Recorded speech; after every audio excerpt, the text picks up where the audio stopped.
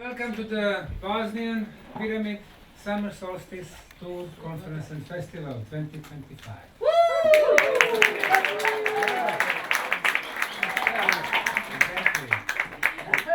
we go, take two. This conference is mostly about the pyramids. I've been researching pyramids for the last 40 years, and I have concluded that almost everything they teach us about the ancient history, pyramids and megalithic sites is wrong. The origin of man, civilizations, pyramids. They program us in the school that pyramids are built in Egypt and Mesoamerica, and that's wrong. They are built on all 6 continents. They program us to think that Egyptian pyramids are built as tombs for the pharaohs, and that's wrong again. In Egypt there are not 118 pyramids as non-scientific Wikipedia claims, but 155. That's how many I visited and investigated. No mummies. The pharaohs had been buried, but in the Valley of Kings, which is 600 kilometers to the south, in Thebes and Memphis and Abydos and Dendera. So in 21st century we need to use science, not the bedtime stories by Egyptologists and archaeologists, to answer the major questions. Who really built the pyramids? When? How? And of course, why? Egyptologists, historians, and of course behind them, the British elites, tried to convince us that this was the first pyramid on Egyptian soil, the famous step pyramid in Saqqara, built 4,600 years ago. Wrong. This was not the first one. And this one was not built from very simple mastaba. And then they're telling us that Pharaoh Sneferu built not 1, but 3 pyramids. You know how they are telling us that the Pharaoh Khufu or Cheops from the 4th Egyptian dynasty, that it took him 20 years to build the Great Pyramid of Egypt.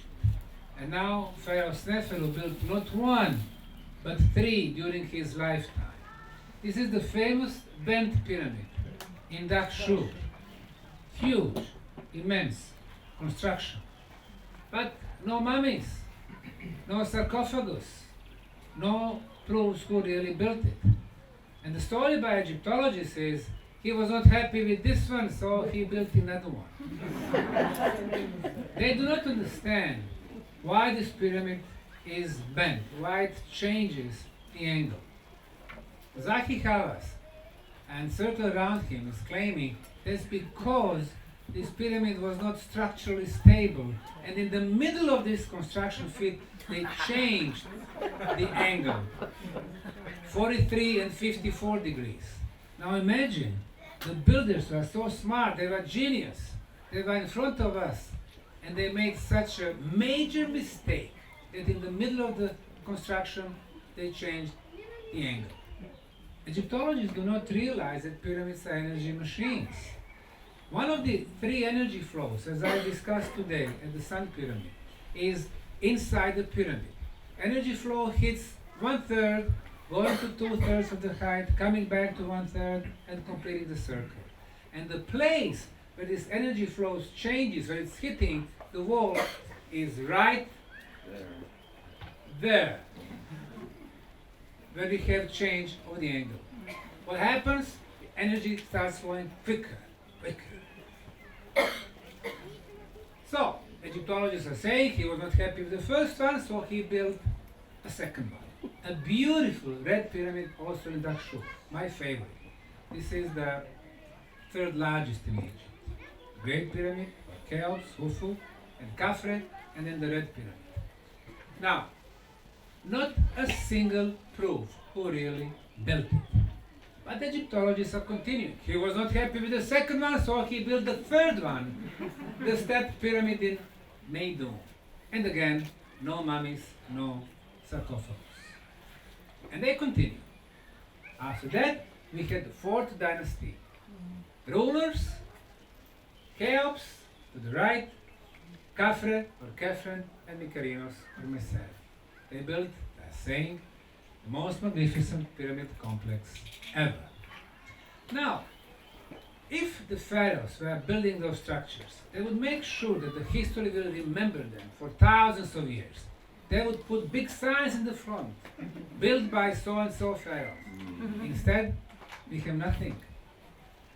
And we go inside, nothing. Empty chambers. Now, this pyramid has the length at the base of 230 meters, 30 and a half meters. Two lengths, 461 meters. Divided by height, 146.5, the result is 3.14. That's the number pi. One of the two most important numbers in math and geometry, number pi and number phi.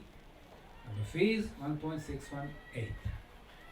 Interesting thing is that this number will be known to the humanity only 2,000 years after the rule of the pharaoh Khufu with the ancient Greek mathematicians. So how come they knew about the number pi? It's here, in front of our eyes. You go to the Great Egyptian Museum in Cairo, they will proudly show you primitive, soft copper tools. The ones here, to the left, claiming this is all they needed with those wooden sticks to build this, that we cannot repeat today with our modern tools. The time will show that stories by Egyptologists, supported by Hollywood movies, about pyramids being tombs of the pharaohs is actually the biggest hoax in human history. Yeah. Now, elements of sacred geometry. Ancients were smart. They knew when they apply sacred geometry, it's going to cause the movement of the energy. Maybe not visible, but movement of the energy. Maybe the most important element of sacred geometry is golden section spiral or Fibonacci spiral. And we can see this spiral anywhere from seashells all the way to the spiral galaxies and everything in between. Now, the beginning of one of such spirals is at the place which is known as King Tut, or God Tut, or demigod. His holy chamber. There is underground structure near the Giza plateau.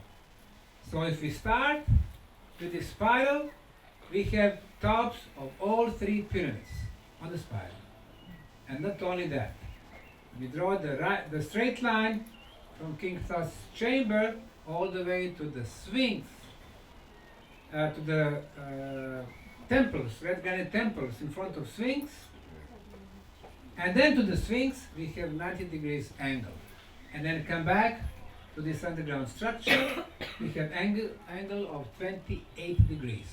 So going northwest, so if you really go northwest from the Giza plateau at 28 degrees, you're going to end up at the Hudson Bay in Canada. It was supposed to be a North Pole before the end of the last ice age. That's not the only Fibonacci spiral at the Giza plateau. Another one is starting here between Khufu and Khafre pyramid, touching the mid of the side of the Khafre, going through the top of the Khufu pyramid, ending up at the corner of the third smaller pyramid. As a matter of fact, we have at least 4 Fibonacci spirals at the Giza plateau. Number phi, number pi. Another spiral starts at so-called king's chamber. An Egyptian pyramid, kings, below queens, and just below the ground is unfinished chamber. And we start from the king's chamber.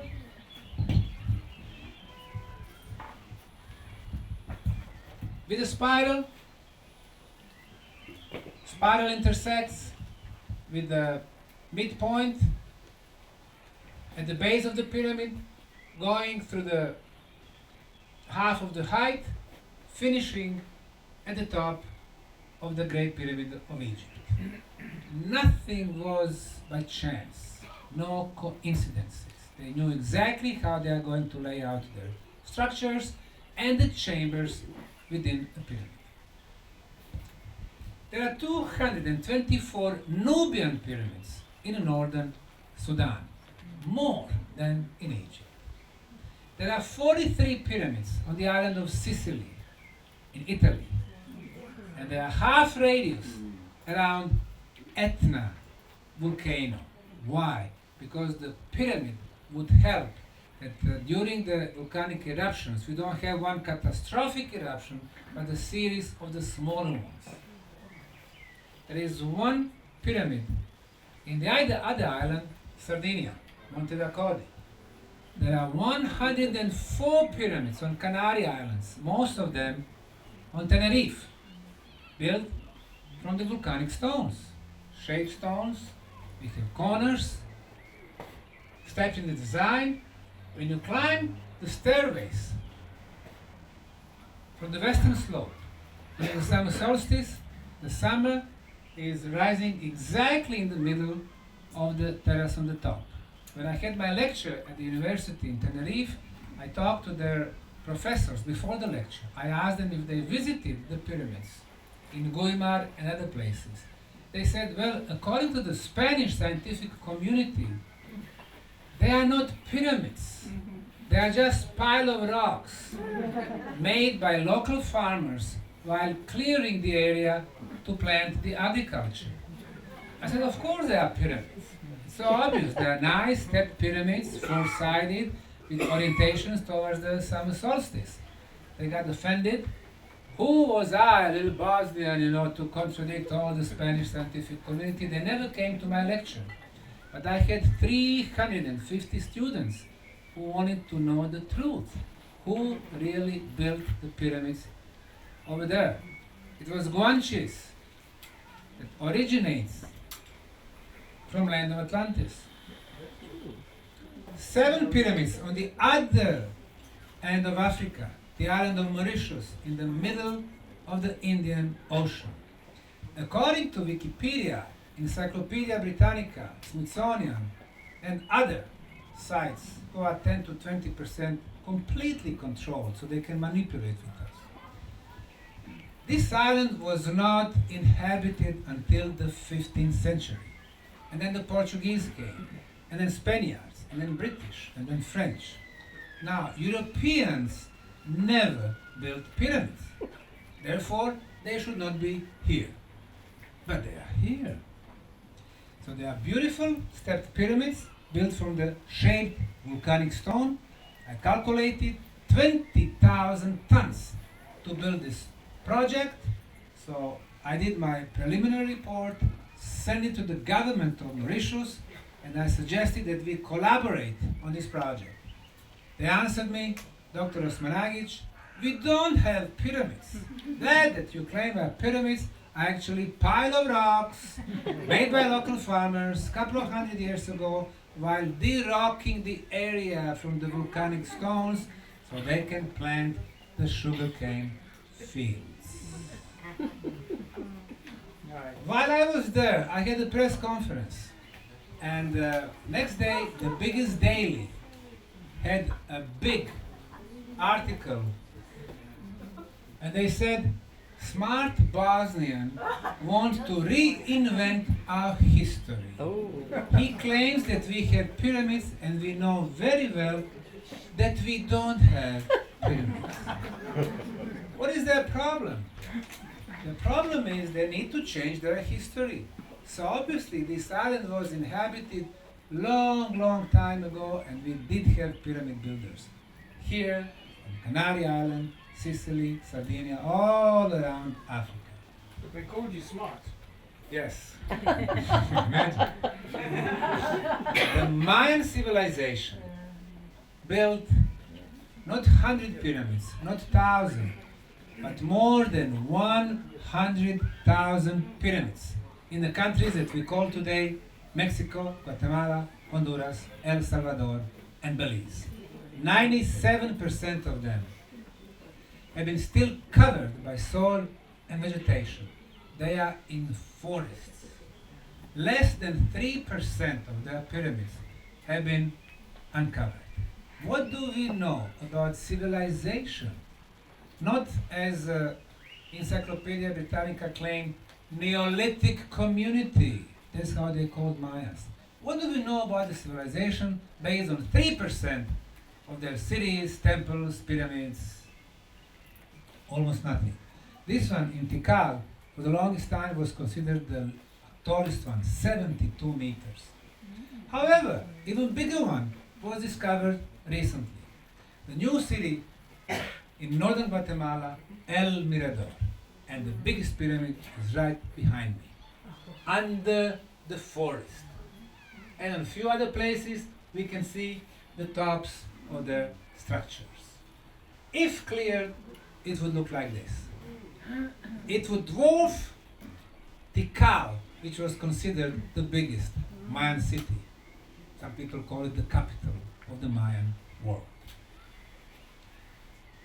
Palenque, the Mexican state of Chiapas. 25 pyramids have been uncovered, like this one here, Temple of Inscriptions. But originally they had 1,229 pyramid and pyramidal structures. Now, the biggest one is right here. And not only the biggest one, but the oldest one. Now, is that logical? They don't teach us in school that the biggest and most advanced is the oldest. They teach us that today we are the most intelligent and technologically most advanced and the most beautiful. Well, we are not. The reason why the Institute for Anthropology and History from Mexico City does not want to clear the biggest one is just because it is the oldest one. It would change our perception how the things were done. And as we go through the world of pyramids, we would realize that everywhere the oldest were the most superior.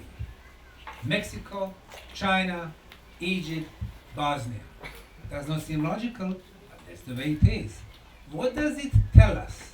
What is the common sense? No evolution, but the knowledge has been brought to us. Belize, tiny Mesoamerican state, the smallest one.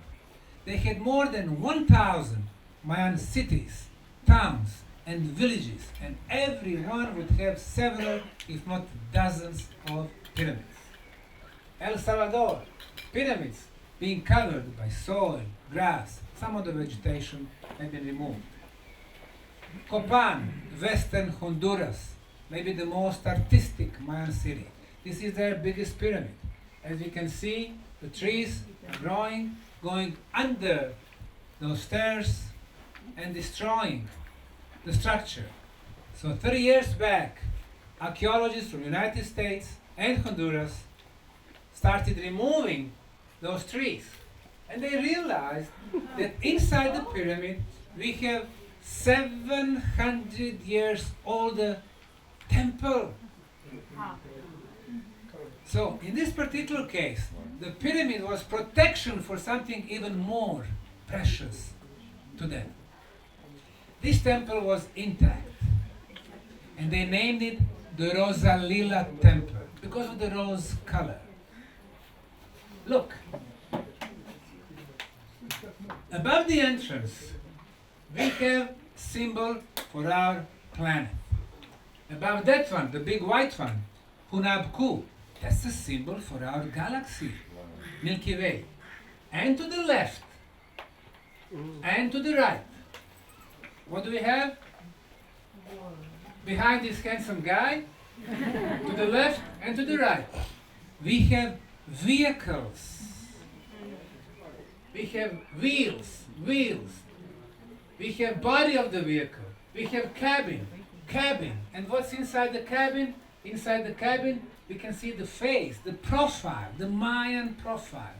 You see, they used to have a big nose and a big cheek. That's exactly proper presentation of the Maya. What is the message?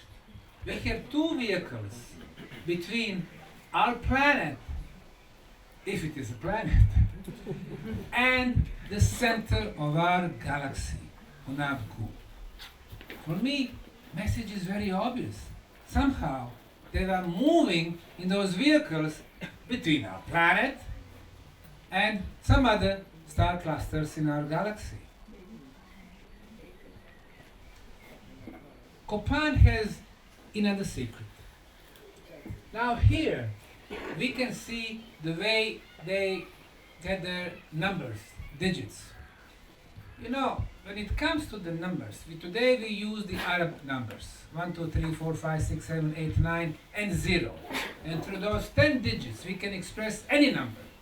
50, 100,000, 700 million, with those 10 digits.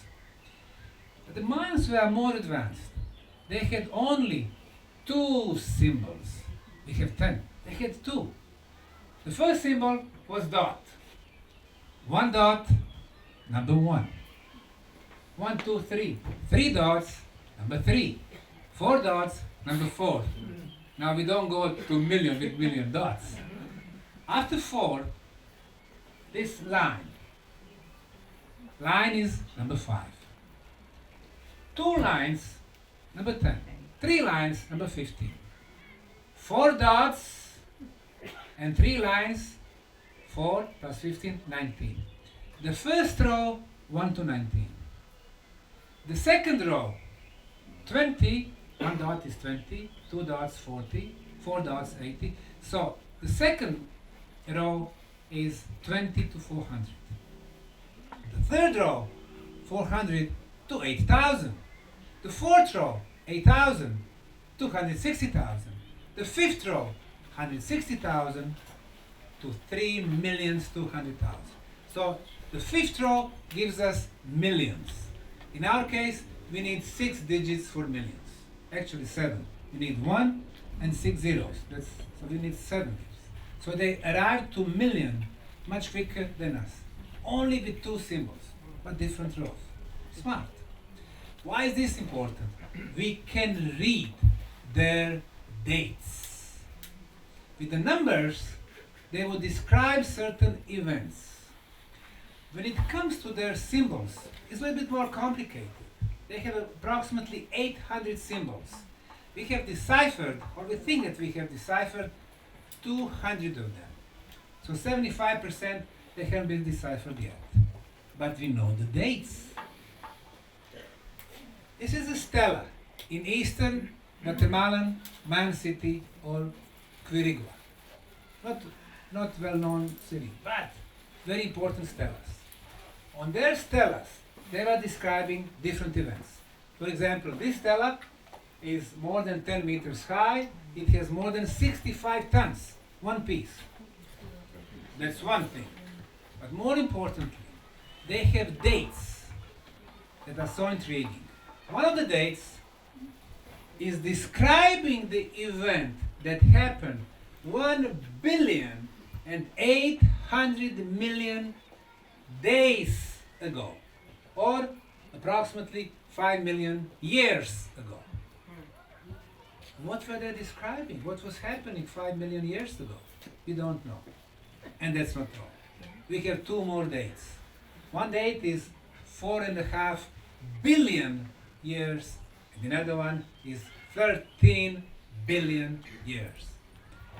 You know, in our ego, we think that we are the only civilization who has the feeling for the geological time.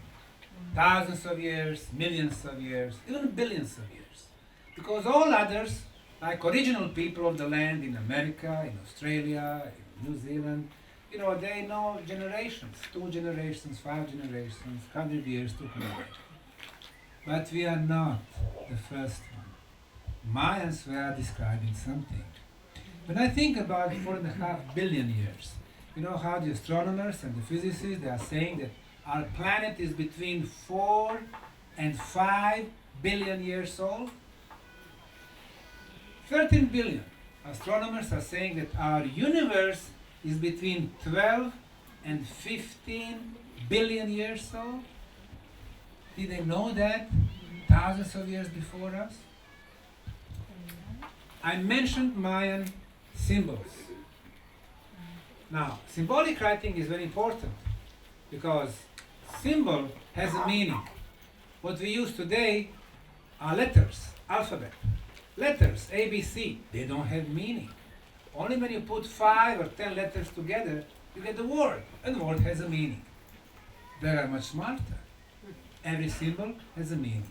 And not only that, when they have two symbols, one next to each other, those symbols communicate, creating synergy and new meaning. And the Mayans were writing their text in sets of 4 symbols. 1, 2, 3, 4. This symbol has a meaning, that one has a meaning, and so on. But between them, a new meaning arises. And not only that, first row and second row, they communicate also. And that's not all. First row and second row, diagonally, they communicate. In order to understand what I wanted to say here, you had to be very, very, very educated person. What is the reason that we cannot decipher 3/4 of their symbols? Now look at that. Look at this guy here. Does it remind you on any beings on this planet? I don't think so. Look at the skull here. Does not belong to any being on this planet. So how can we decipher what this guy represents here when we never met such species? We will never decipher Mayan writings completely because it is the combination of some of our earthly symbols and cosmic symbols. South America, Cavachi Pyramids, 50 kilometers from famous Nazca Line. 3 pyramids were uncovered recently by Italian archaeologists, and dozens of pyramids more were uncovered. Who built this city of pyramids? We do not know. Peruvian history, officially 2,500 years old. These pyramids, more than 5,000, easy. We don't know the real builders. So when archaeologists do not know, they start making things up. They are saying, oh, it was Nazca culture. We go to the north of Peru, to Tucumán pyramids. More than 200 of them. This one is called the Pyramid of the Sun. Starts from here, goes there, and here. It's in the bad shape. We can see signs of these vertical erosions. But if you start clearing at the base, like we can see on this photo, after 1/2 meter of desert sand, we're going to start finding the walls. The walls are built from the adobe bricks. Even today, this is major construction material in Peru. What you do, you take desert sand, clay, water, put it in the mold, under the sun, 25 days, and you are getting construction material. Now, the vertical erosion, obviously, it was not made by wind, but by rain, prolonged rain, by storms. Interesting thing, in the last 8,000 years, in the northern Peru is the same climate.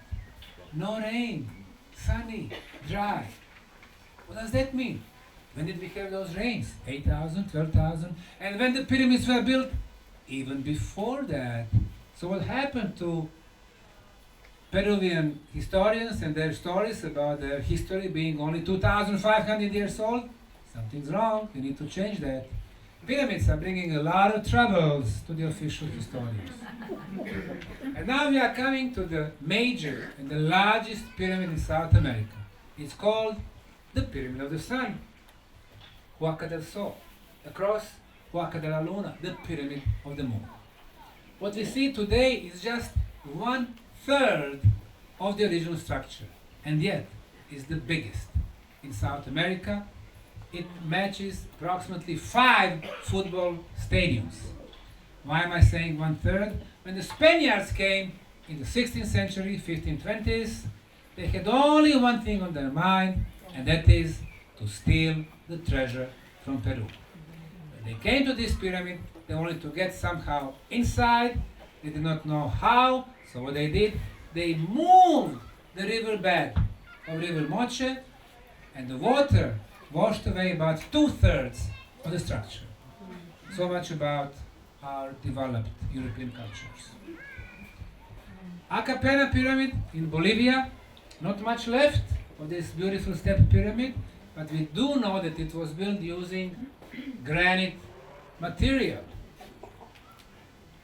Now look at those two granite blocks. They fit perfectly together. Our friends from ancient aliens would say, is it possible that it was built by so-and-so? Now, it is really built perfectly. Look at this piece here. It's perfectly straight. Not only that, you know, in technology, sometimes you need such a, laser straight surfaces which you can use as the instrument to measure other products. Look at the third one. This one has obviously been machined.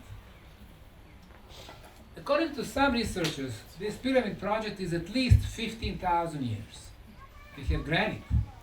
So, today we would need laser tools to cut granite, diamond tools, and machines. Who had them 15,000 years ago? We need to change the history of this continent. The most northern place with the pyramids in Mexico is called Tula. Officially built by Toltecs from 7th to the 12th century, and then they left. Nobody knows how, when, but they know where. Somehow they jumped for 3,000 kilometers to Chichen Itza.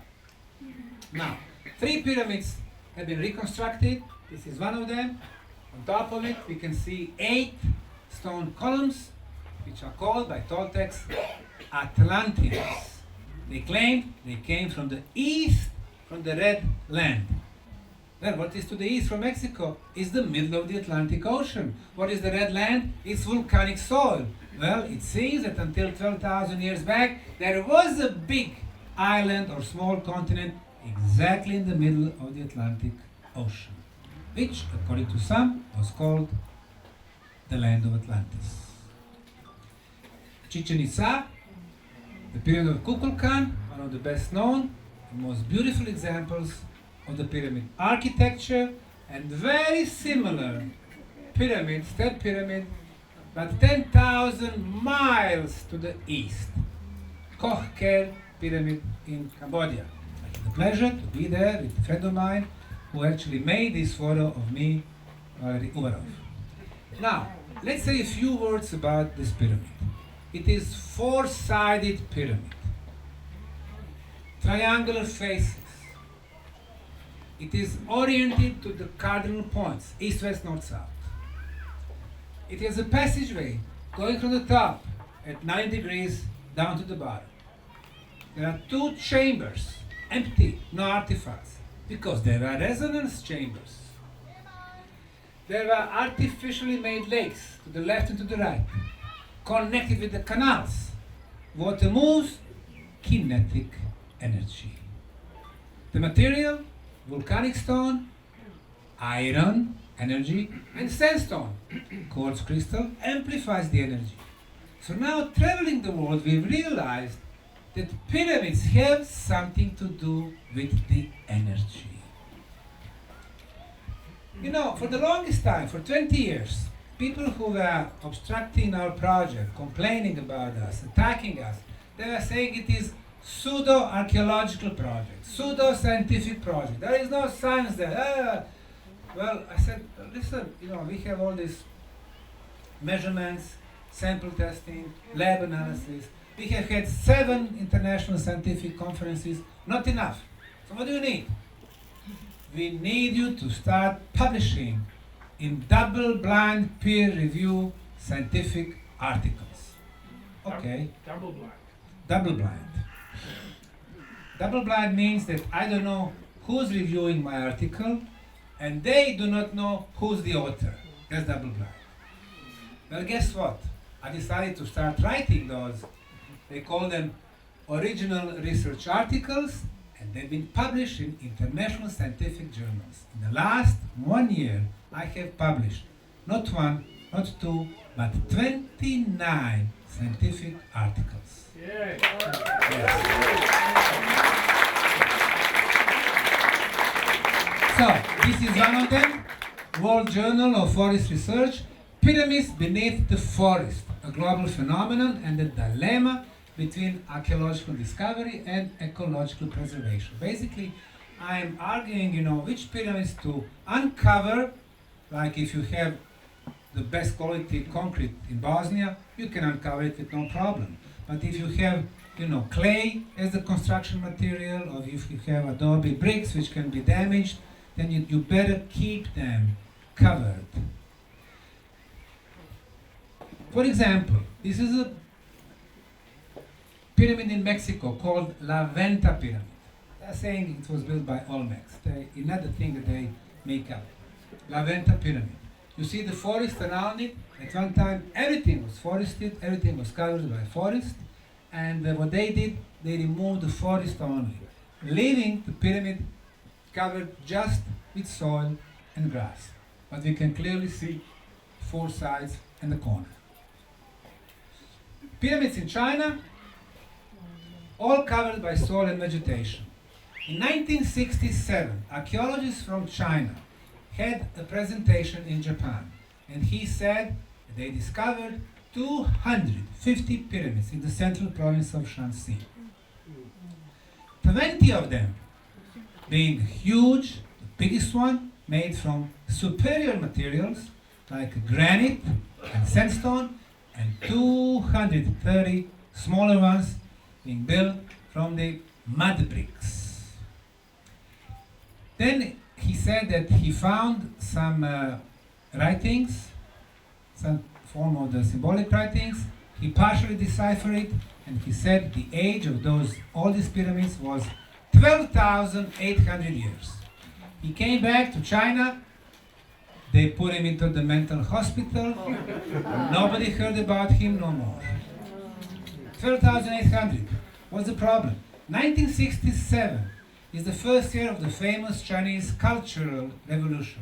If you had opinion different than the official, you wouldn't have a good time. That was 1967. That was 60 years ago.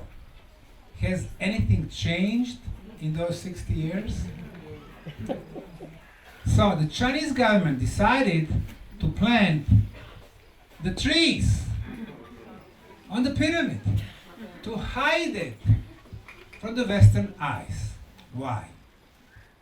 Chinese history, 5,000 years old. But advanced society, the first one, Emperor Qin, 2,300 years.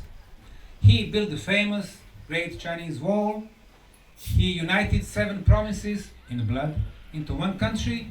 He started the first currency. So he celebrated as the guy who started the Chinese emperor. And now we need to change everything because of pyramids. We need to go back for 10,000 years. The Chinese Communist Party is not ready. And when I talk to my colleagues from China, the major archaeologists from the Institute of Archaeology in Xi'an, they told me they will not get permissions for another generation, 25 to 30 years. This is the view of maybe the most beautiful pyramid in Mexico. The pyramid is called the Pyramid of the Sun.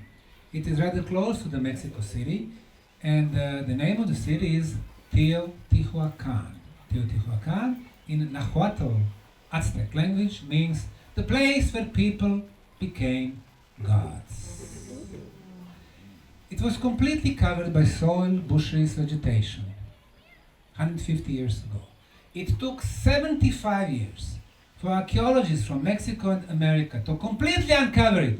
And this is how it looks like today.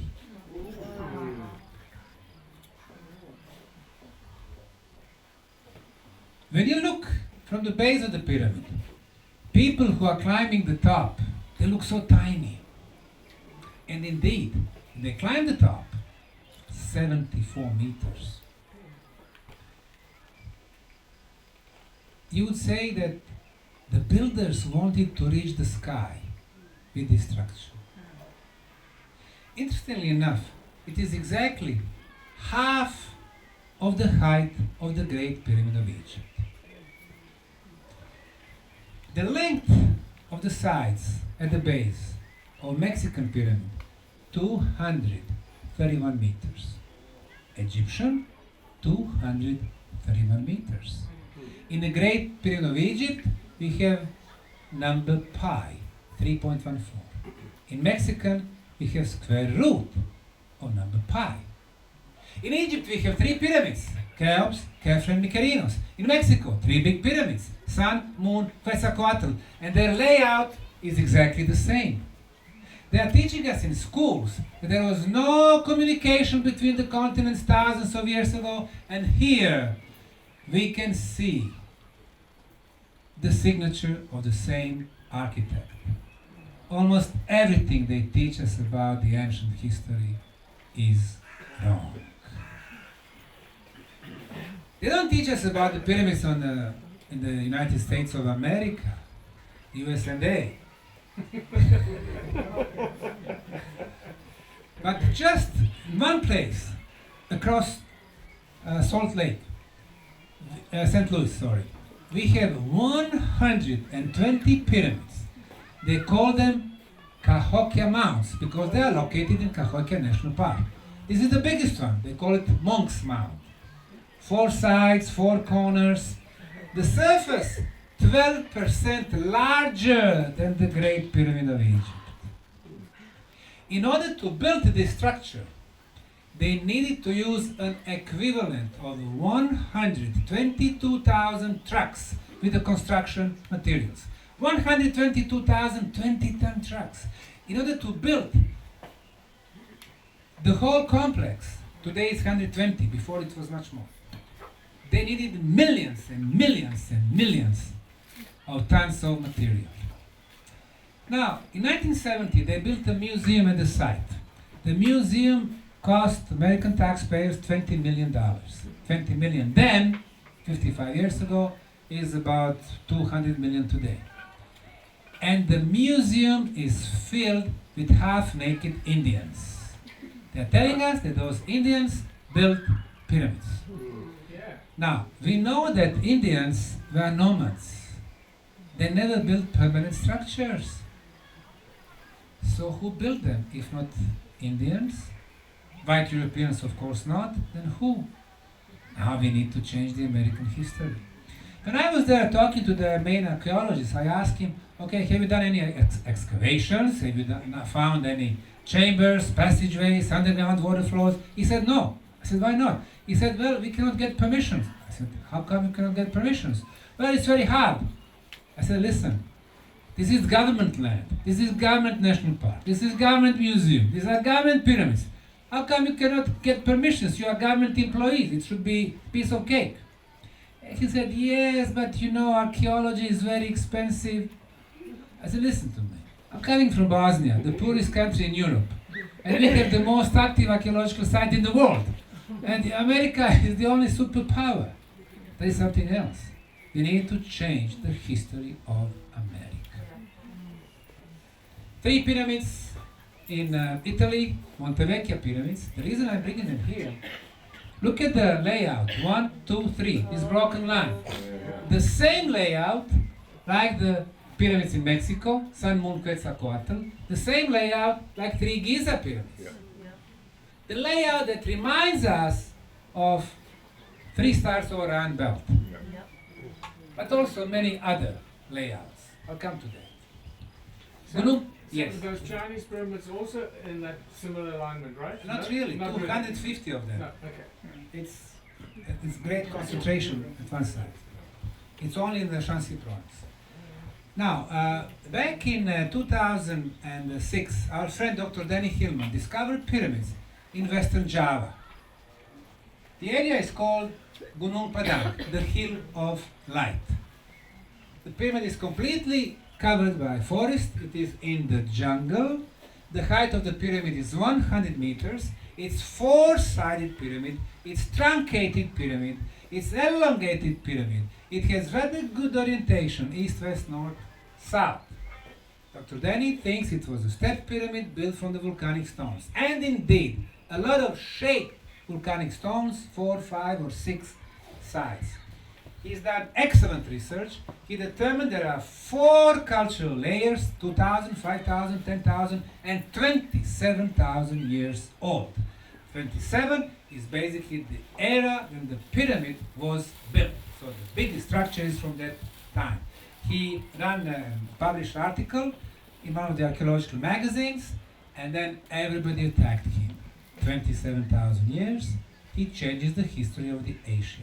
So archaeologists from United States and United Kingdom put a lot of pressure to the magazine, which retracted the article. And the propaganda tools, which are called media, like CNN, ABC, CBS, BBC, and so on, they started laughing at this excellent expert. He has his PhD in geophysics. Excellent text. South Korea had at least 3 dozens of pyramids. Only 3 of them survived. Gympie Pyramid in Australia. Gympie was shaped hill, 4 sides, 4 corners, stepped, 10 megaliths on the top. When I was there a few years back, those megaliths were on the ground. They used to be standing up. And megaliths marking cardinal points east, west, north, south. Who would build pyramids in Australia? Aborigines, no. They are smart, they are spiritual, but they don't build pyramids.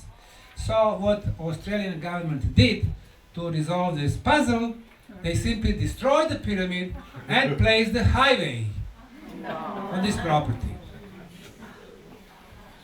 Pyramids in Israel.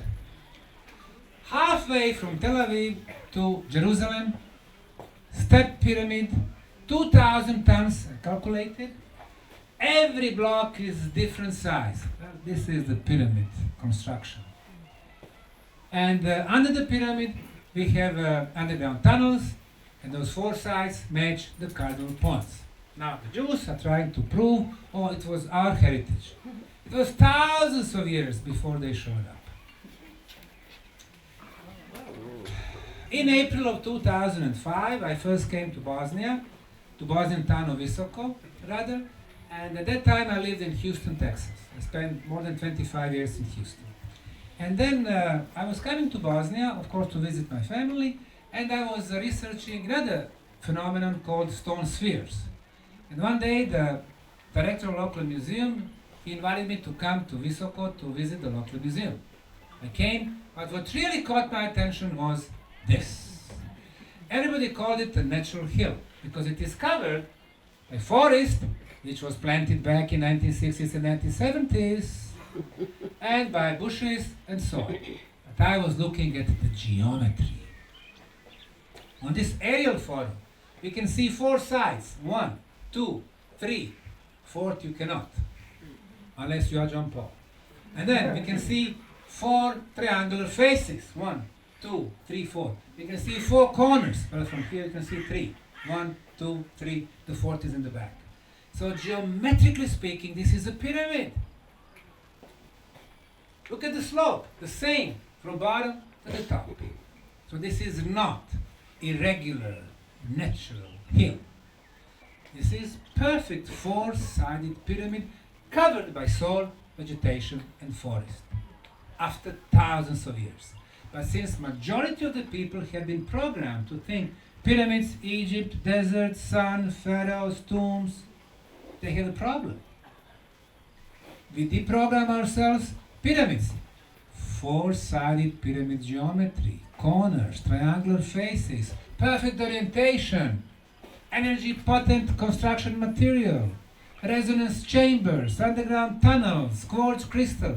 Then it opens a whole new world. From this point up is 220 meters. So back in 2005, I said to myself, this is the biggest pyramid on the planet. And the compass was showing me east, west, north, south. I said it's perfectly oriented. However, after thousands of years, wind, dust, soil, seeds, rain, it got covered. Same scenario like in China, Indonesia, Cambodia, Guatemala, Honduras, Mexico, and other countries. 2005, I got permission for the preliminary research. Everything I did, they were telling me anomalies. I wrote the book, published it, and had a big press conference in Sarajevo, October 25th, 2005. 2522. And I announced the news to the world. The first pyramids in Europe have been discovered. They are bigger than any other pyramid, and probably they are older. That was hypothesis. Many people supported the idea, except for the cultural establishment, historians, archaeologists, geologists, everybody, and his brother was attacking me. They were saying it's impossible. I went to the Department of Archaeology. They said, we know Bosnia, we have no pyramids. Went to the National Museum. We never had pharaohs, therefore we cannot have pyramids. I said, fine. I established non-profit foundation under the name Archaeological Park Bosnian Pyramid of the Sun Foundation, and here we are. We have archaeology and many more things, and I'll come to that. And guess what? They were saying you don't have peer-reviewed articles about the existence of Bosnian pyramids because reviewers want to prove that. Well, they did approve my scientific article about existence of the Bosnian Pyramid of the Sun. This journal, Environmental Impacts, Biomedical Environmental Sciences, and the title of the article, Multidisciplinary Evaluation of the Pyramid-Shaped Formation near Visoko, a case for anthropogenic construction. And I'm listing dozens and dozens of proofs why this was artificially made structure. When was that published? It was published just recently.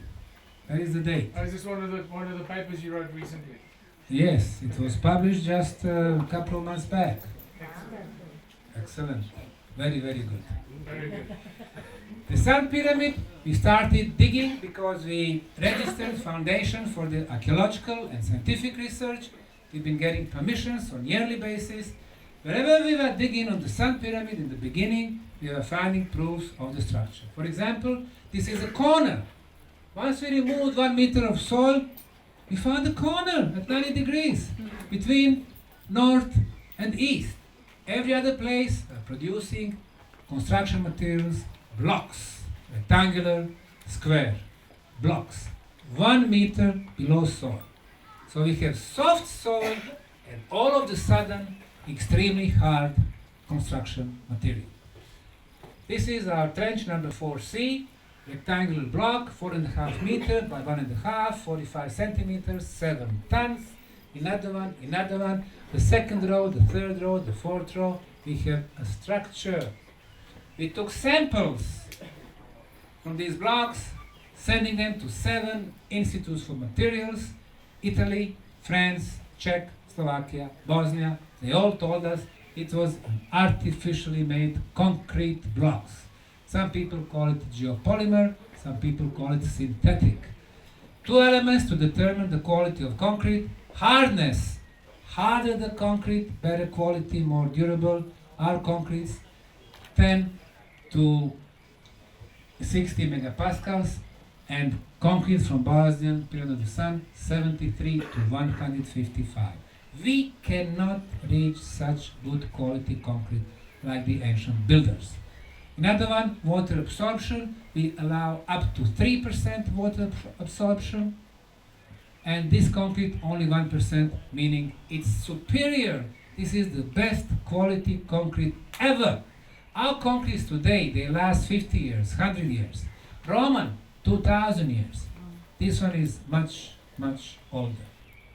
So far we have uncovered thousands and thousands of tons of best quality concrete.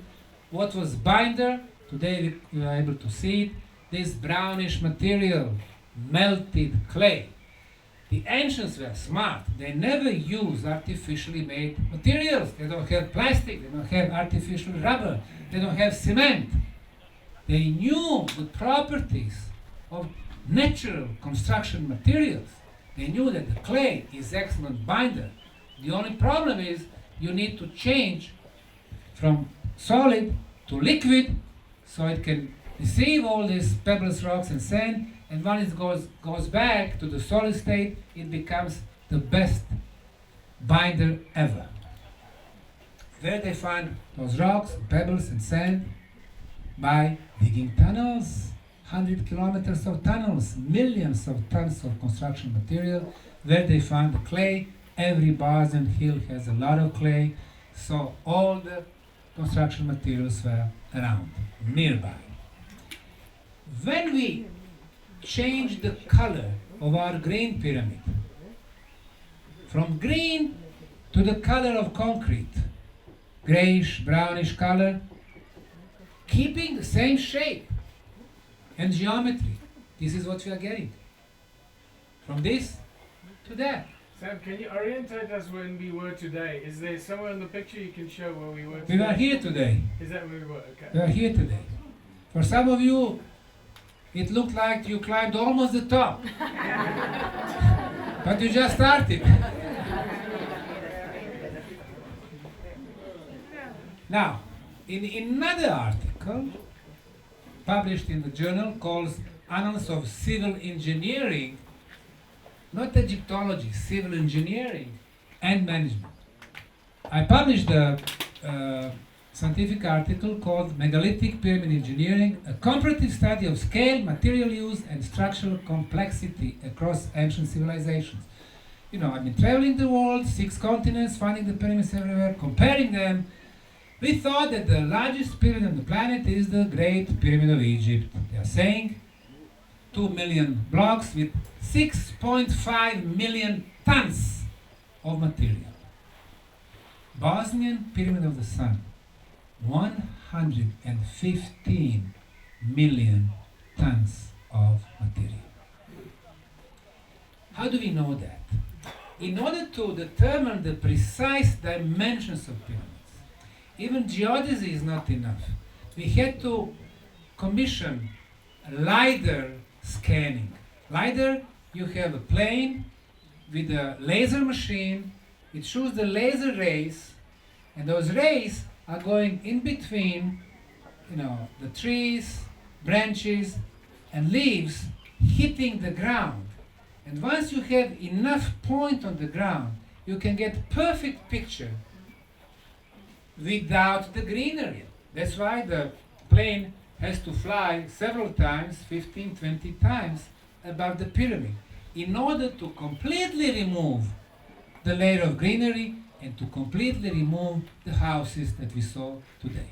So, 220 meters starts from here going up, 220, bigger than the Great Pyramid of Egypt.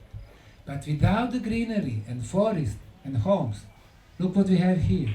The corner goes all the way to the bottom of the valley, which is logical. You have 2 major rivers. This is the eastern slope, and this is the northern slope. So the real height is from here to there. 368 meters. LiDAR technology. 368, Egyptian 146. 2.5 times taller. Accepted in scientific magazines. Now it has become the part of the scientific knowledge. The next thing, very important, orientation to the north. We discussed that today briefly. Egyptian pyramids all oriented to the north. Chinese, Peruvian, Cambodia, Indonesia, Cahokia, north, north, north, north. And we explained why. The Great Pyramid of Egypt has an error to true north of 0 degrees and 3 minutes.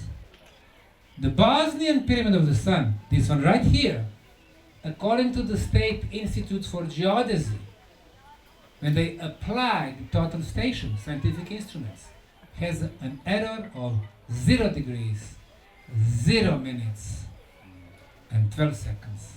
The most precise ever. The Great Pyramid has the length of the sides of 230 meters, Bosnian 1050 meters. Now imagine, it's more than 1 kilometer. It's 8 football stadium, or maybe 8 rugby stadium. And there is no error from perfect north. Who were the builders, really? And the beauty of what we do here, everything is measurable.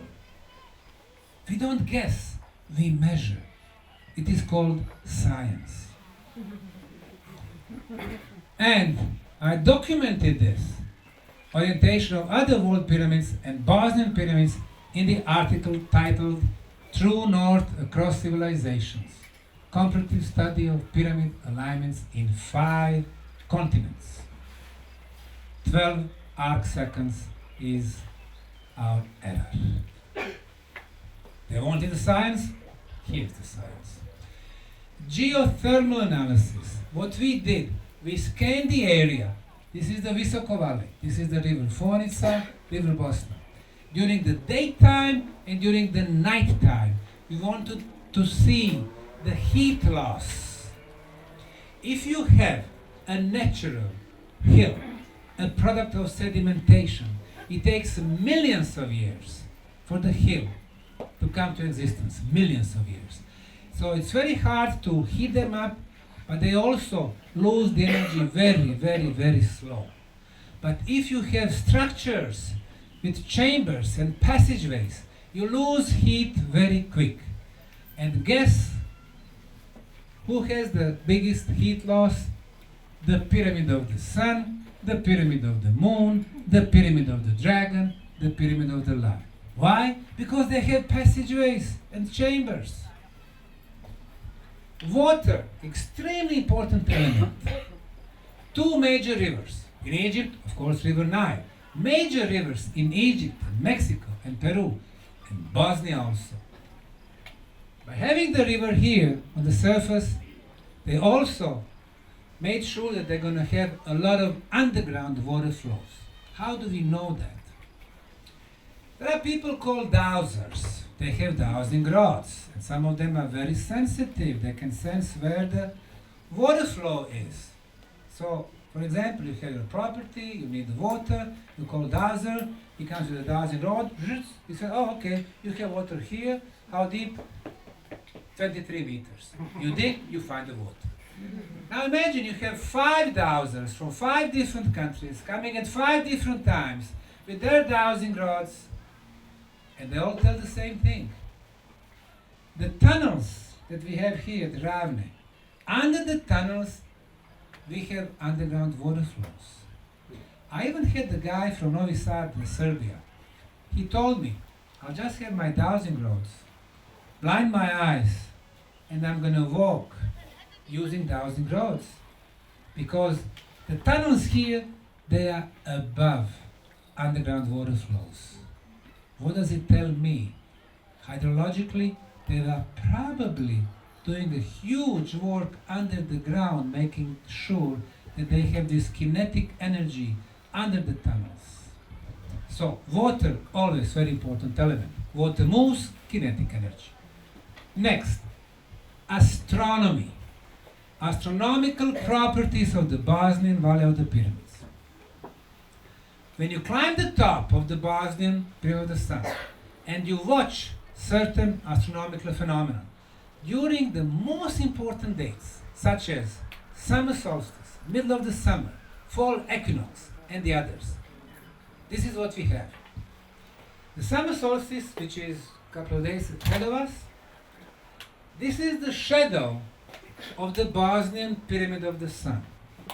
To the left is the western slope of the Bosnian Pyramid of the Moon, still covered by forest, triangular face. Just before the sunset, the shadow forms a pyramid with the same height like the Moon Pyramid, and the shadow touches the foundation of the Moon Pyramid, telling us how high is this structure. How high? 190 meters, higher than the Great Pyramid of Egypt. It's coming from the right side. This is south. Why south? Well, south, it means the summer is coming, hot days are coming. Only when observed from the top of the Bosnian Pyramid of the Sun, meaning the top was astronomical observatory. This was one of the functions, not the major, but one of them. The middle of the summer, the hottest days, we are observing the shadow of the sun from the top of the Sun Pyramid. Here's the western slope. Afternoon hours, sunset. The shadow completely covers the Moon Pyramid, and top of the shadow touches the top of the Moon Pyramid.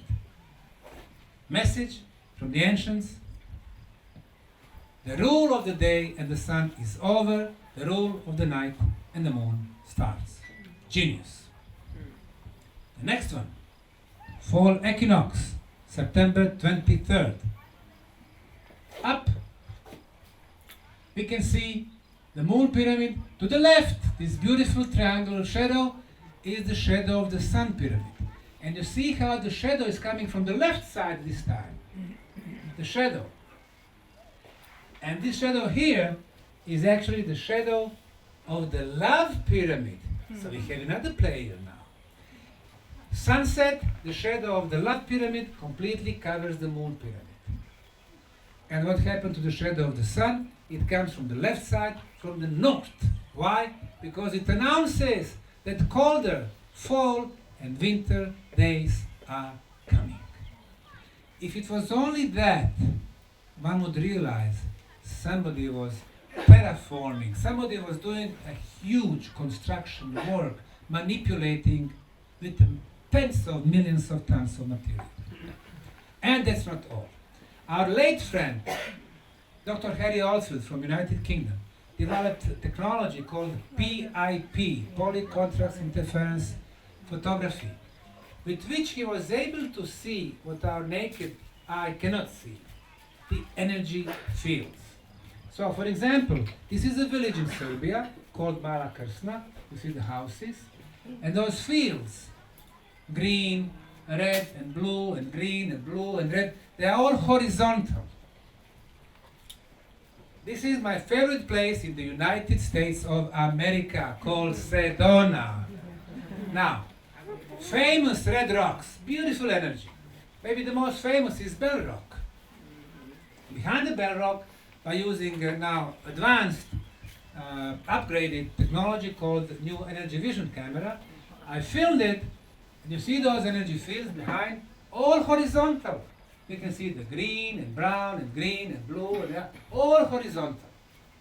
Always in the nature, horizontal fields. Rivers, seas, deserts, always. Look at this, Abu Simbel, Egypt, always horizontal. Look at this, Temple of Isis, horizontal. Wow. What is this? Which pyramid is this one? The second largest, Khafre or Khafre Pyramid. From this side, it's coming horizontal, but when it comes close to the pyramid, we have vertical fields. Horizontal, vertical. What does it tell us? It seems that the pyramids are energetically active, whatever it means. And this is the Bosnian Pyramid of the Sun, right here. Vertical fields. This is 2015, this is what we scanned. And in 2007, Dr. Harry Oldfield himself came and he filmed it, and now we have it in 3D.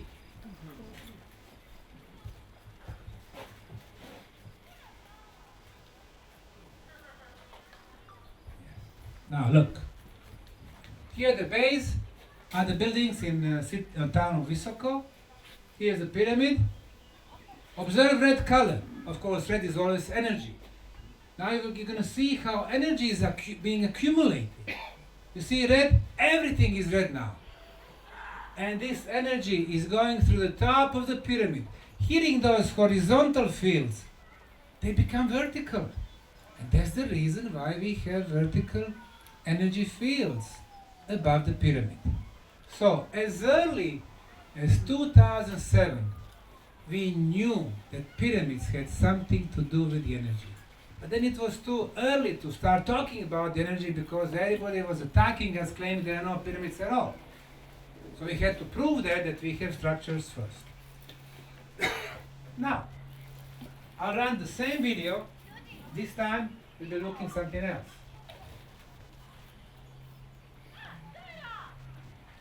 Now look at this oval thermal signature, which is different. It's coming into the pyramid. This oval vehicle getting inside.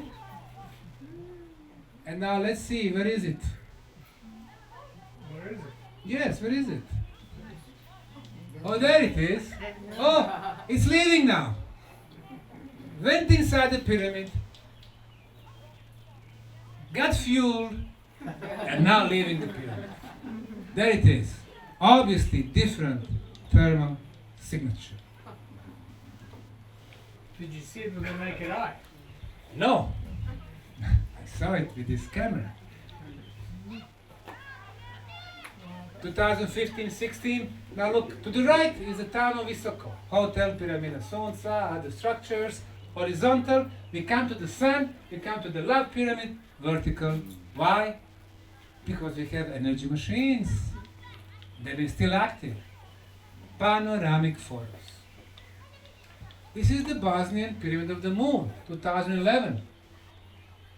Vertical, 2015. Vertical energy fields. And then I did another article investigating the Bosnian Pyramid of the Moon. Archaeological excavations, Fibonacci geometry, energy phenomena, and astronomical relationships. Journal of Environmental Sciences, and so on. So, I'm giving all the scientific arguments into existence of the Moon Pyramid. What year? 2025? It's all Look 2025, at it. 7 May 2025. This is brilliant, Sam. of course. Brilliant.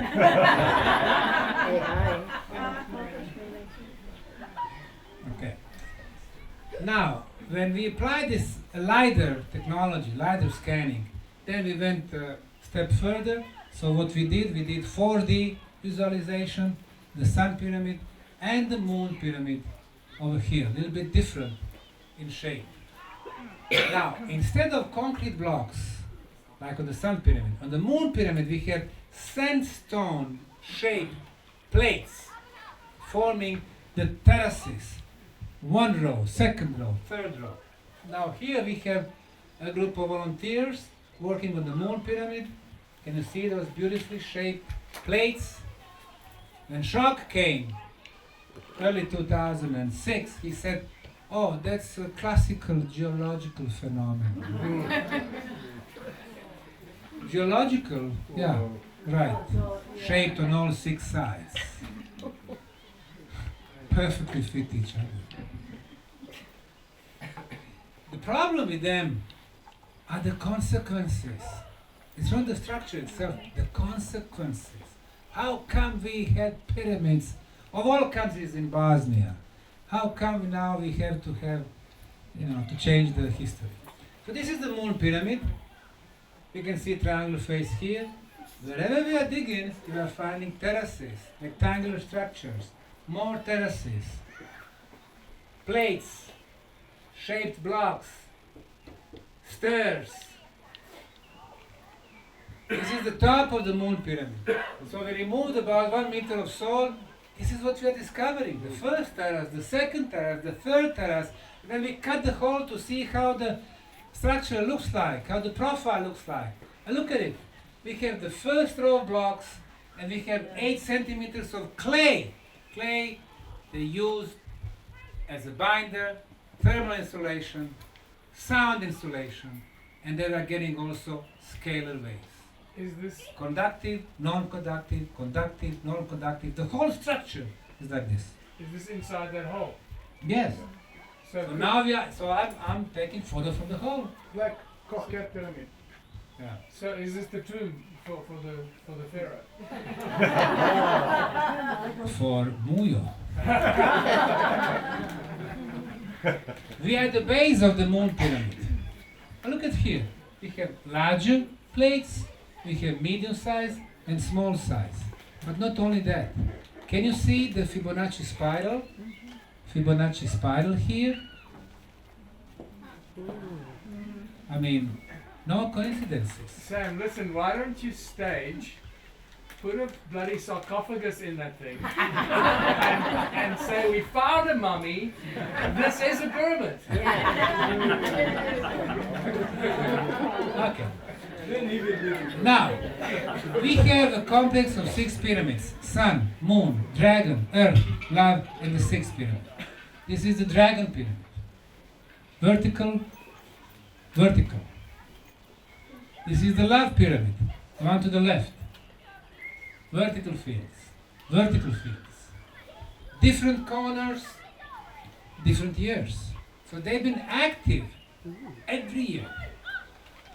Temple of Mother Earth, this one right here. Vertical, vertical. And Catherine. You know, I was taking groups to Egypt every December. So when I started bringing the equipment and doing the measurements, I was very excited when I scanned this. I sent it to my friends, Egyptologists, archaeologists, geologists. I said, hey, the second largest pyramid in Egypt is still energetically active, and this is the proof. You know what they answered me? They said, we don't care about the energy. They are tombs, and that's it. Not very scientific. Then we have volcanic lines under the pyramids, many other proofs. Ley lines, let me mention that. The ley lines, now in the United Kingdom, they've been researched rather well. Ancients knew that if they place the structure above energetical lines, ley lines, they're going to amplify the energies. Now this is the map of the ley lines in the Central Balkan region. To the north is Croatia, to the east Serbia, here is Montenegro, and this is heart-shaped Bosnia. The red lines are ley lines. They're running north-south, east-west, and diagonally. Most of them intersect right here. Let's blow it up. Right here. This is not the capital city of Sarajevo. This is the town of Visoko, where the pyramids are located. How did they know what is under the ground? Now we are coming to next subject. It's called sacred geometry. Ancients knew that certain numbers, geometrical shapes, geometrical figures, have the power to move the energy. For example, equilateral triangle. Why? 3 points in space we can connect in unlimited number of ways, but only one way will give us equilateral triangle with the same length of the sides and inner angles at 60 degrees, and therefore equilateral triangle is the most important triangle ever. Of course, number pi, number phi, Fibonacci spiral, hexagon, flower of life, these are all elements of sacred geometry. When we connect the tops of the Bosnian Pyramid of the Sun, this one right here, the top of the Moon Pyramid, right here, 2,180 meters. From the Moon to Dragon, 2,180. From Dragon back to the Sun, 2,180. Equilateral triangle. Okay. These are some of the scans by LiDAR technology. We had Austrian team, Austrian plane flying over the place, and these are structures. Here's the Sun Pyramid, here's the Moon, here's the Dragon Pyramid. Now, good thing with the LiDAR, comparing to Google Maps, they are so much more precise. You have Google Map, you print it out, and you start connecting certain dots. You can be off 100 meters, 300 meters. In a case of LiDAR, you are off 10 centimeters. So they are absolutely correct. So, when you connect Sun and the Moon and Dragon, then it is perfect equilateral triangle. So now let's extrapolate some of those points, like top of the Sun and top of the Moon and Dragon and Temple of Mother Earth and the Love Pyramid. And let's play with them. Let's see if there are more elements of sacred geometry. So, Sun, Moon, Dragon, topographical map, we already discussed that. Sun, Moon, Dragon, the red. The middle point, very important. From middle point, what we're gonna do a circle touching those 3 points. 1, 2, 3. The middle point is not only the middle of the triangle, but also this new circle. So, we start from here, and then we have the same size, same diameter circle, which goes through top of the moon and through the top of dragon pyramid. Another one, middle, top of dragon, top of the sun. Another one, middle, top of the sun, top of the moon. Flower of life, element of sacred geometry. The second flower of life is concentrated between sun and the moon pyramid and 2 more pyramid hills. Second one. And we have the third flower of life. This time they are inside this triangle, sun, moon, dragon, and the love pyramid. 3 flower of life. But that's not all. The most important element of sacred geometry is Fibonacci spiral, golden section spiral. Why? Because I mentioned from the seashells all the way to the spiral galaxies, and everything in between. Our human body is based on Fibonacci spiral. How do we know? Take one finger, not the middle one, this one. This finger has 3 bones. This bone right here, the smallest one, this bone in the middle, second largest, and this one here. This one is the largest. The largest bone is bigger than the second largest for 1.6 times. Golden section number. The second largest is bigger than the smaller one for 1.6 times. Our DNA, golden section. All other distances, 1.6 times. The Fibonacci spiral is the cosmic model how to create life. The flowers, sea life, plants, and so on. The ancients were smart. By applying those elements, they would create the movement, the proper movement of the energy. This is the Bosnian Valley of the Pyramids. This one is based on those lighter spots. This here is the Bosnian Pyramid of the Sun. Here it is. This here is the Love Pyramid, which is moved 60 degrees. This is the Moon Pyramid, north, south, east, west. This is Dragon Pyramid. This is Temple of Mother Earth with 2 triangular faces. If we have more than 2 points that intersects with the lines of Fibonacci spiral, this is not a coincidence. This is something that is intentional. More than 2 points, so 3, 4, 5, and so on.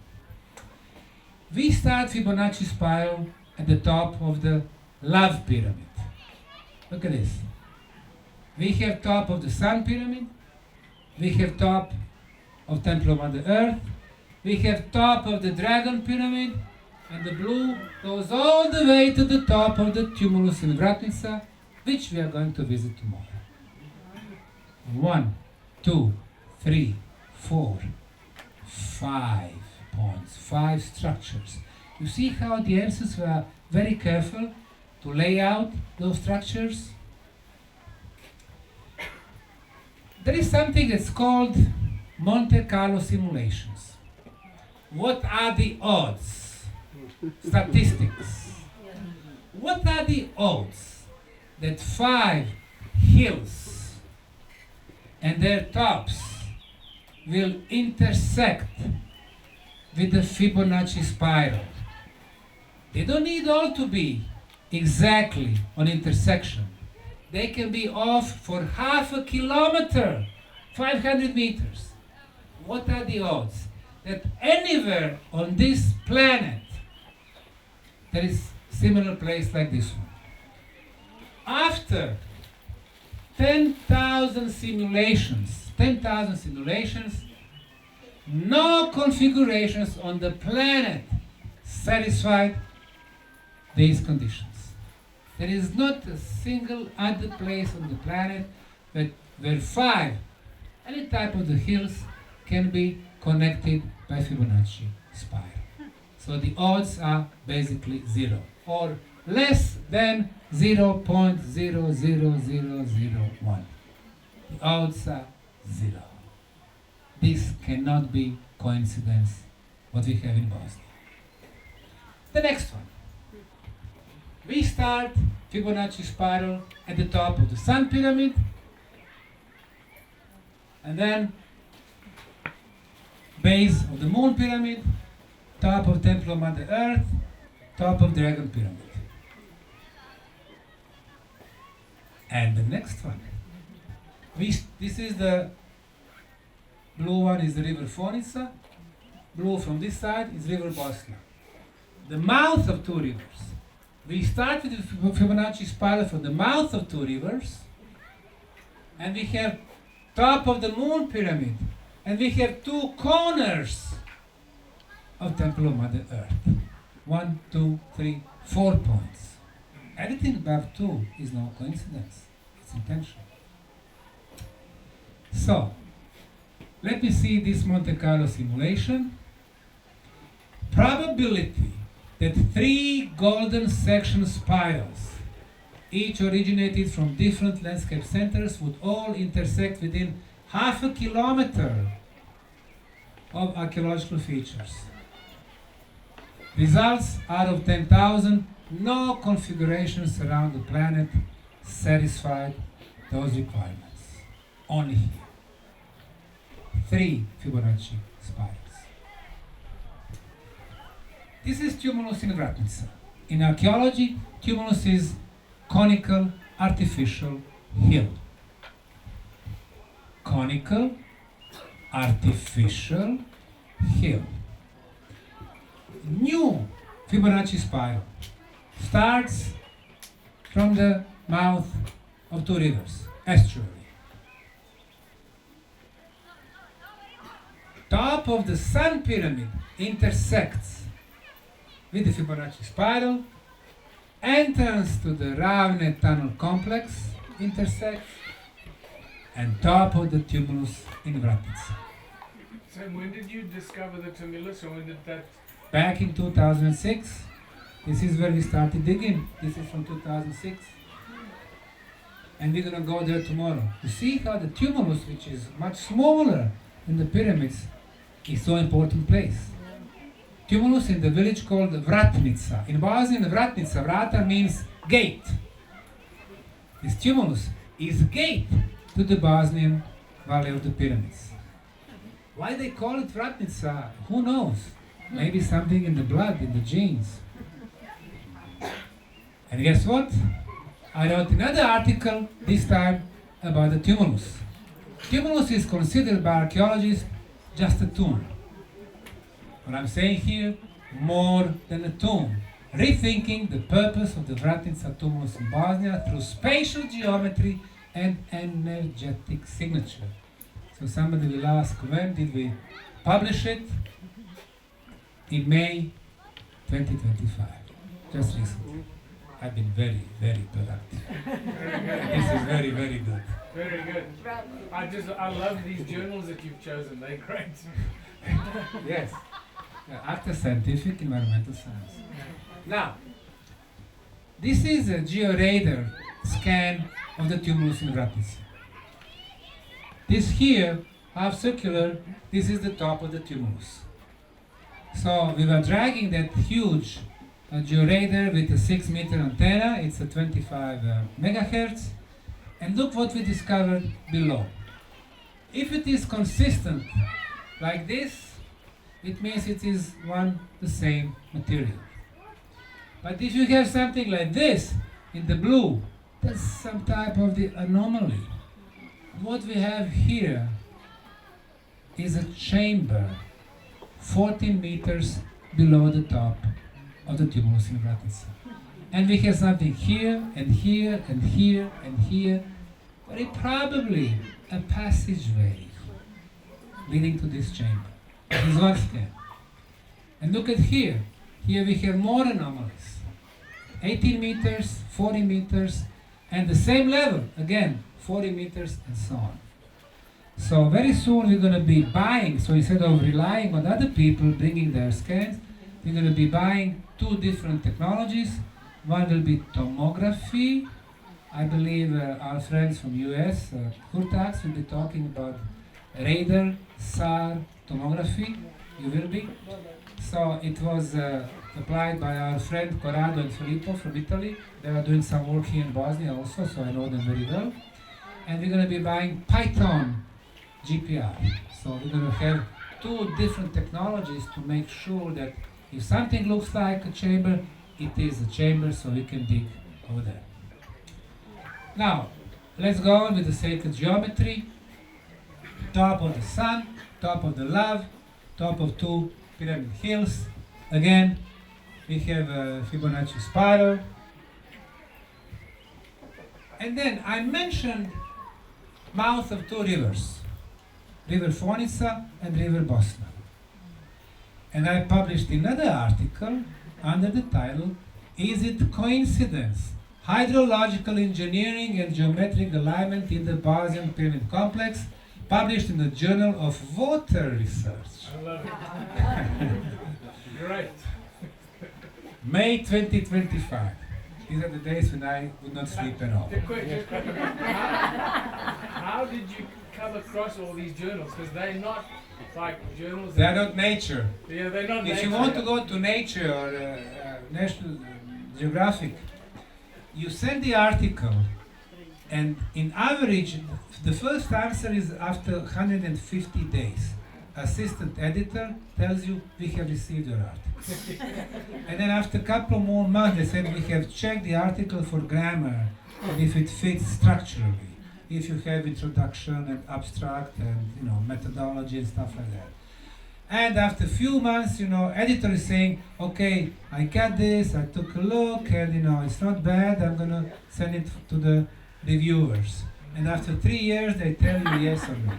Uptight bureaucratic. I don't have time for that. So I go to the smaller magazines, and when you start, so what I did, I developed 5 of my platforms where I published on those platforms my articles. They were not peer reviewed at that time, like academia.edu, academia edu, script.com, Google Scholar, Zenodo, and so I had 5 platforms, and those people from magazines, they read that and they contact you because they need good articles, and then they send you information about them. So you go ahead and you check their impact factor, meaning how many people would cite from those magazines, if they are, if they share their information, if they are cross-referenced, if they issue DOI, that's a link to their magazines. And once you realize it's a rather good magazine, like Journal of Water Research, they've been in business, for 3 years, so it's not bad. They did not start yesterday. Some of the magazines are 6 years or 13 years, so they are fine. And then you publish it. And then you get the reference to, in this particular case, to the water, surface water. What did I write here? Since we have this mouth of two rivers so often, so I was wondering if it was natural spot or somebody artificially made it. So I'm arguing it was artificially made. Somebody was moving the riverbeds. So this is River Fonica. It flows east-west. And when they built Dragon Pyramid and Temple of Mother Earth here, what they did, they moved the riverbeds for more than 90 degrees, sending into the Valley of the Pyramids, the sun, the moon. So the mouth of two rivers is artificially made point. So what I did, I drew perfectly straight line from top of the Dragon Pyramid. So we have 3 elements. Top of the pyramid, perfectly straight. Due north, perfect north, it ends in the mouth. So no coincidence. What I'd like to urge everyone here is just to look at the aerial photographs to see. It looks like you can actually see that it looks like somebody messed with the geology, Exactly. topology there. So it's not only millions of tons of construction materials, it's water on the surface, underground water flows. I mean, this was a huge construction site. Now look at this. This is a topographic map. Top of the moon, top of the Temple of Mother Earth, top of the dragon. And this is a photograph. Top of the moon, top of the Temple of Mother Earth, top of the dragon. Only when you connect the very tops, the highest points, you are getting perfectly straight line. If you are a little bit off, it will be perfect. Only the highest points give you the perfectly straight line. So it means that the height was there for a reason. And not only that. Number 1 is top of Temple of Mother Earth. Number 2 is the top of the love. Number 3 is the top of the sun. Number 4, we are doing some digging here, and there is unnamed structure, but there is a concrete structure. And number 5, rounded tunnels. 5 archaeological sites on perfectly straight line. If you get just one line or just one spiral, but here we have so many of them. And then more. We start taking some other pyramid hills, or not even pyramid hills, but the very tops. We realize that we have 1, 2, 3 points, 1, 2, 3 points. 90 degrees triangles. Talking about the triangles, the green, Bosnia, sun, moon, dragon, 2 kilometers. The red one, Egypt, top of Khufu, top of Menkaure, Mykerinos, and top of the pyramid natural hill, Gebel Gibli, triangle. Bolivia, top of Tijuanaco Plaza, top of Acapena Pyramid, and top of amazing Pumapunku Pyramid. Triangles, 3 continents. And now we are coming to my favorite part. This will be for the first time that I'm going to announce Fibonacci Link. First terrestrial, which I already talked about, and then terrestrial and celestial. Is Jason here? Gaia. So Gaia TV will have really exclusivity to hear for the first time, and you guys hear, about maybe even the biggest discovery here in the valley of the Bosnian Pyramids.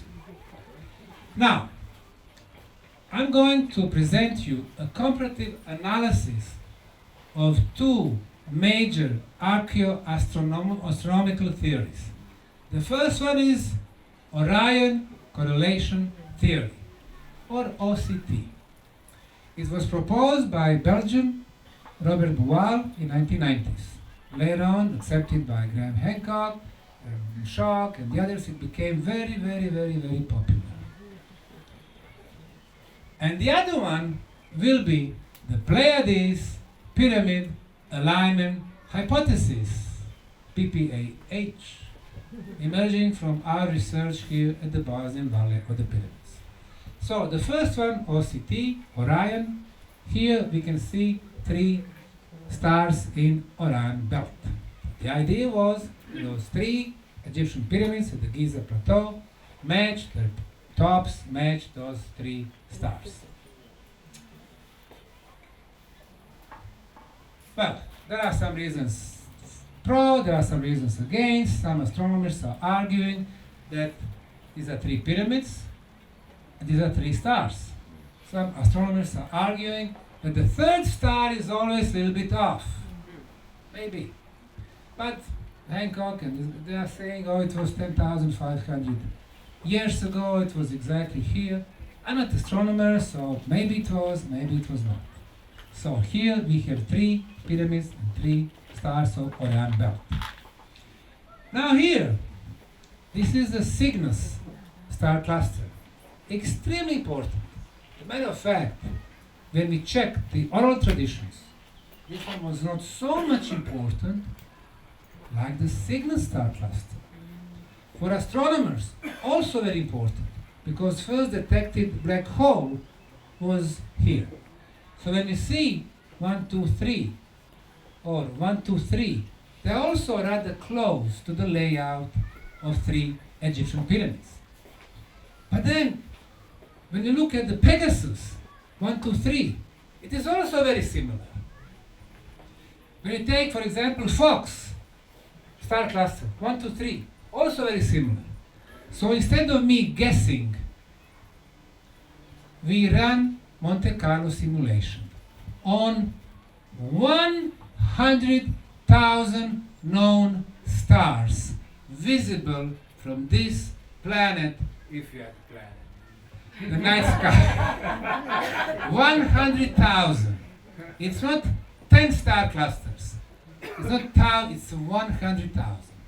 So the question was, is this layout exclusive only to the 3 stars of Orion belt?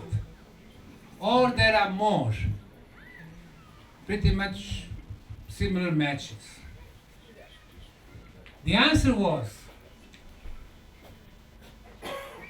there are thousands of visible triplets at the night sky, thousands of 100,000, that fall within 1 to 2% of this layout.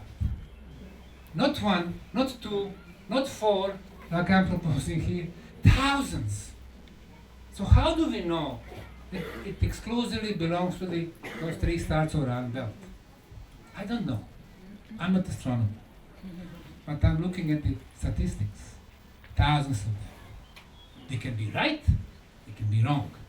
So all our stories about the Isis and Osiris and, Horus and, yes sir.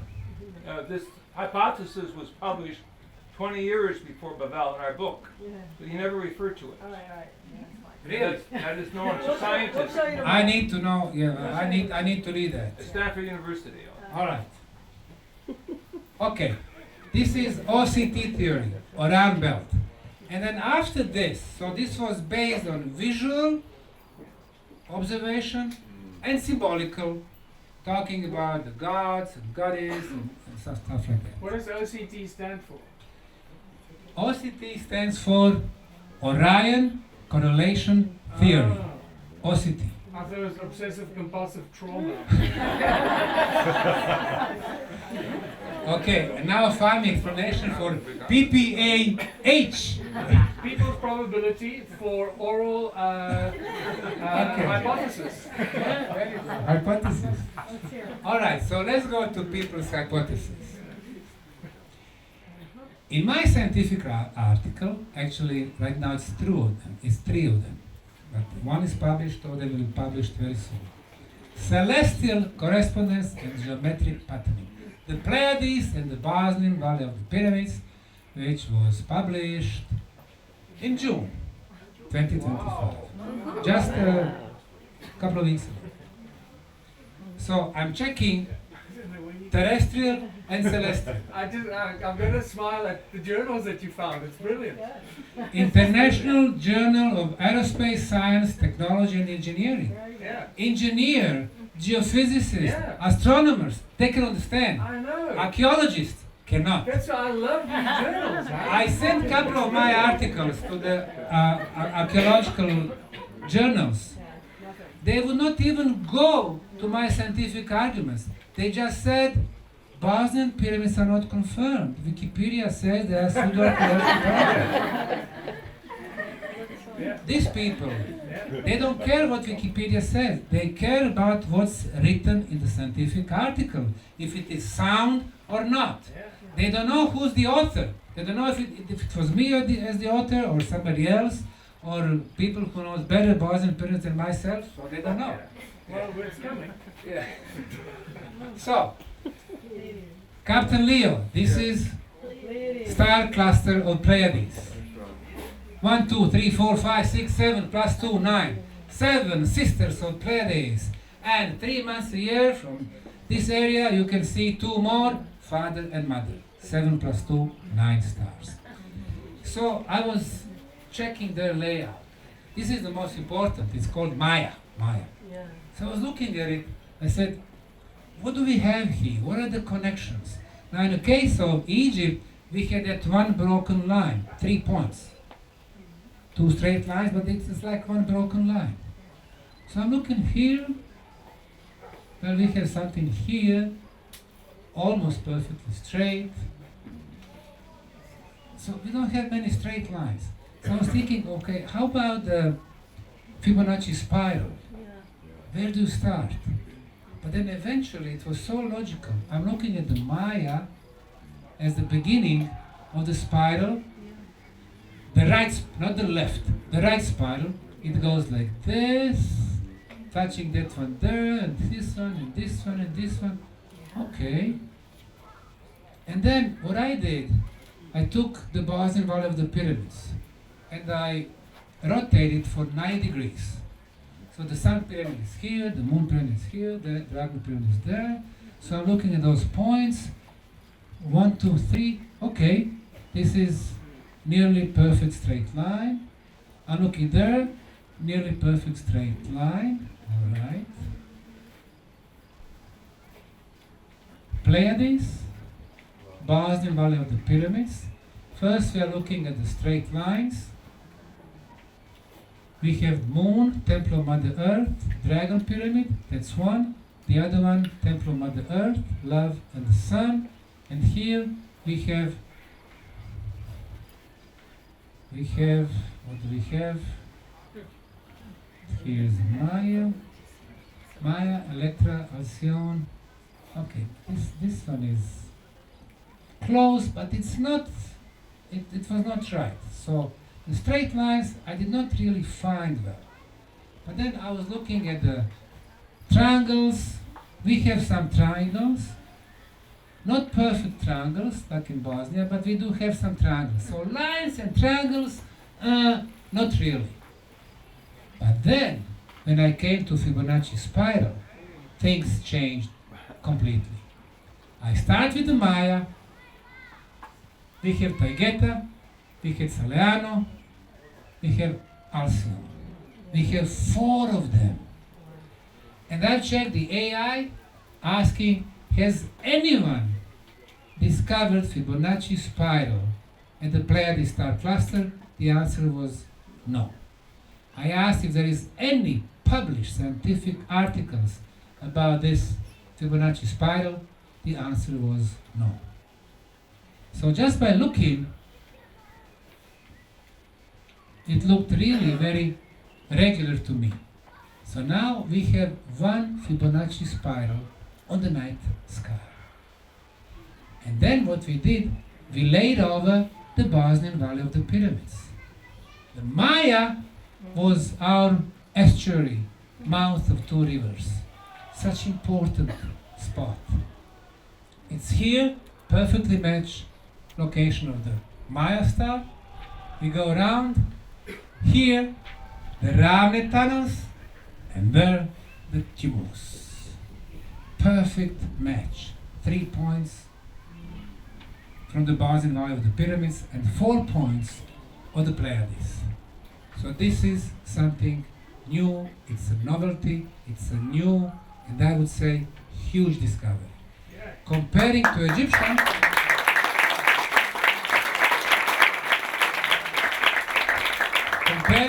Egyptian, one broken line, here we have Fibonacci spiral. Is that all? Of course it's not. Damn it.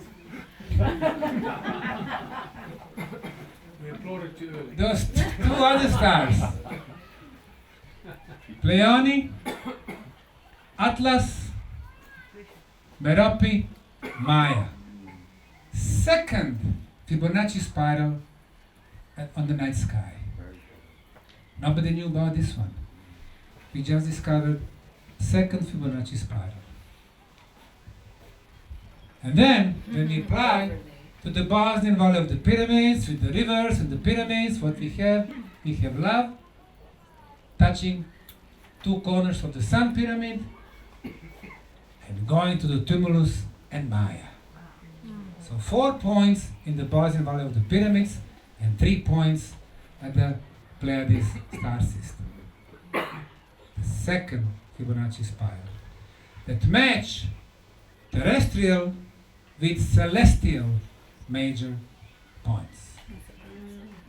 Is that all?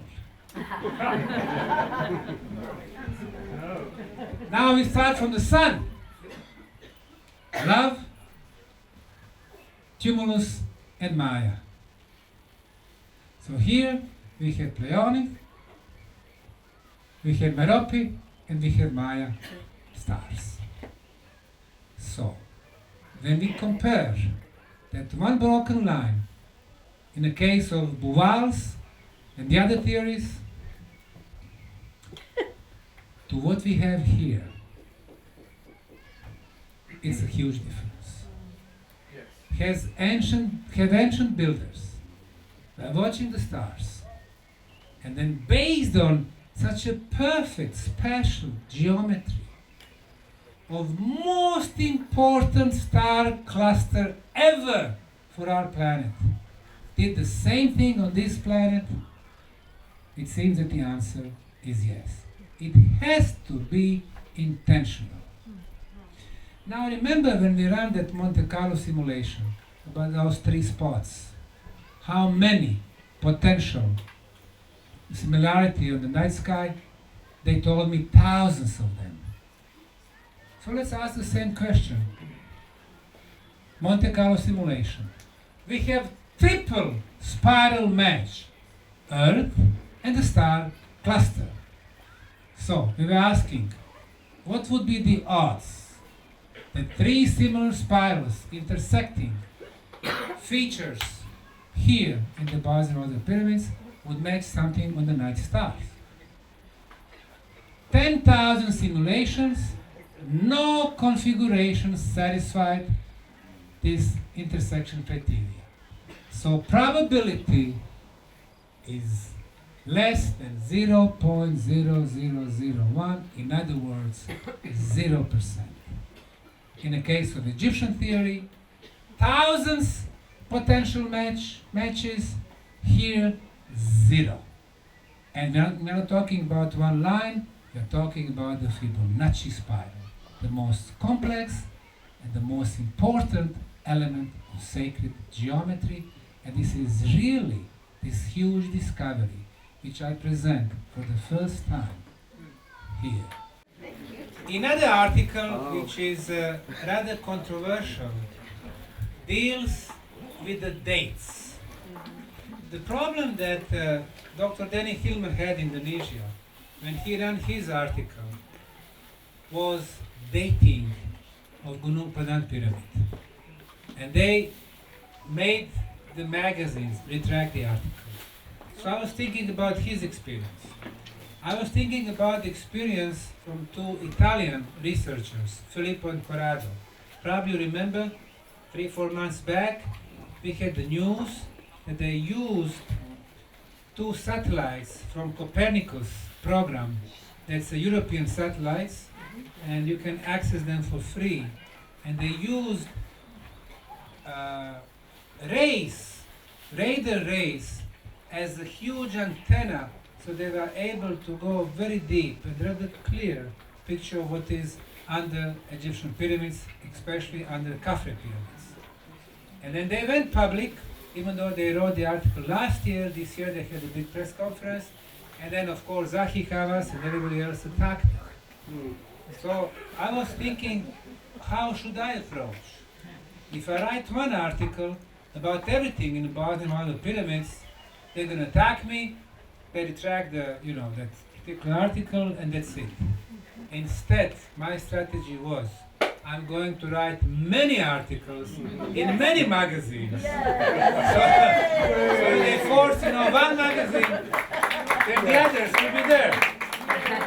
So the most potentially controversial article is this one. Establishing deep time multi-method dating of archaeological and speleological features in the Bosnian Valley of the Pyramids, which was published in the magazine called Geoinformatics and Geostatistics, an overview. I love that magazine. This magazine is not bad. You see, 13.3, meaning 13 years in business, and third issue this year. What does speleological mean? Speleological, it is subterranean, underground. I knew that. Precisely, it describes our process of dating of the stalagmites. So, all our datings, and we have 28 radiocarbon dating. We have pedological dating. We have uranium thorium analysis. There is no project in the world with more dating than ours. Today I mentioned Giza pyramids, only 4. Göbekli Tepe, only 4. People with the money, with the real money, we are talking millions. And then here in Bosnia, the poorest European country, one small foundation, the most dating, the most science. Pedological analysis. Pedology is a science that investigates the origin of soil. So Institute for Pedology from Bosnia took samples from the Sun and the Moon pyramid, concluding that the age of soil is about 15,000 years. If the layers of soil is 15,000, it means the structure below is even older. And then, with our Italian volunteers, archaeologists Niccolo Visconti and Riccardo Brett, when removing the soil from the Sun pyramid, and remember today we went there, our third trench, with the big blocks, 30-something tons, then you see they are removing the clay, and they discovered those 3 dark brown spots. This is an organic material. We took samples, sent them for the radiocarbon dating, and the age of this material on top of the structure, it's going to give us minimum age. The age is 24,800 years plus minus 200 years. So we go back for 25,000 years, and it is still the minimum age, not the precise age. If we could find organic material between those concrete layers, then we could get exact age of the pyramid. And that's exactly what happened with our archaeologists, Tim Moon from New Zealand, and our volunteers, gentlemen from Canada, below. No, it's not the middle finger. He's showing the place where we discovered those leaves. Below the first layer of blocks, above the second, like in the sandwich. What did we discover? We discovered fossilized leaves. How did they get there? The builders were pouring or laying concrete blocks, the first row, the second row, the third row. The wind was blowing, bringing those leaves, and then they placed the final row of concrete. Meaning, those leaves got there during the construction process. It's going to give us exact age of the construction. We did radiocarbon dating, and the age is 29,200 years, plus minus 400 years. It is called radiocarbon date. Or, Valerie, radio Vugleceva data. Huh? So, 29,200. This is called radiocarbon. In order to get the calibrated date, and Dr. Paula Violet helped us with that.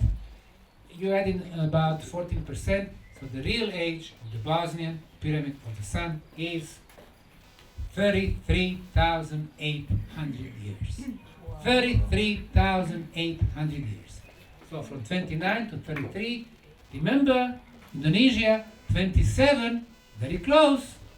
So basically, I was the happiest man in 2006 when Dr. Danny Hillman discovered pyramid there. I was not jealous, on the contrary. I was happy because it is supporting our work. And that's how the science should work. Not the jealousy, not envy, but but supporting each other. And now I'll just mention very briefly another phenomenon, the stone spheres. Some of you, we were taking you at the stone spheres around Bosnia, this phenomenon which is present in Costa Rica, Palmar Sur, in Mexico, Ahualco, in Argentina, in New Zealand, in Siberia, in Turkey, in Croatia, in Serbia, and in Bosnia. And in this article, Journal of Environmental Sciences, Sustainability, and so on, the global phenomenon of the stone spheres, because I visited and investigated most of them. New findings from Zavidović, Bosnia and Herzegovina, technological knowledge featuring the world's largest stone sphere. This one right here. We have them in Costa Rica, granodiorite, 20 tons. We have them in Western Mexico, volcanic stone, 25 tons. We have them in Bosnia, 37 tons, 430 kilos. 37 tons. You see, in Bosnia, everything is the biggest, the oldest, and the most beautiful. That's the complex of small countries. This is the same. This one now it's uncovered a little bit more. Some of them unfinished. Geologists are saying it's all natural. We have some geologists saying, during the glacial periods, the glaciers were moving, and they were moving how? Sculpting the stone spheres? I don't understand those people. Anyway, somebody asked about the purpose of pyramids, and this is an important question. So once you prove that you have complex, that you have it dated, what is the true purpose? Archaeologists, historians, geologists cannot help us. Nobody's teaching them about the true purpose. We need it, again, people with the scientific instruments, physicists, engineers. In my article,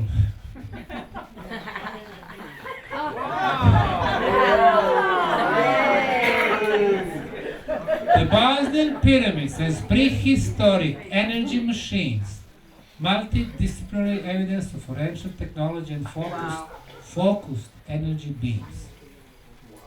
I argue that the pyramids are actually prehistorical energy machines.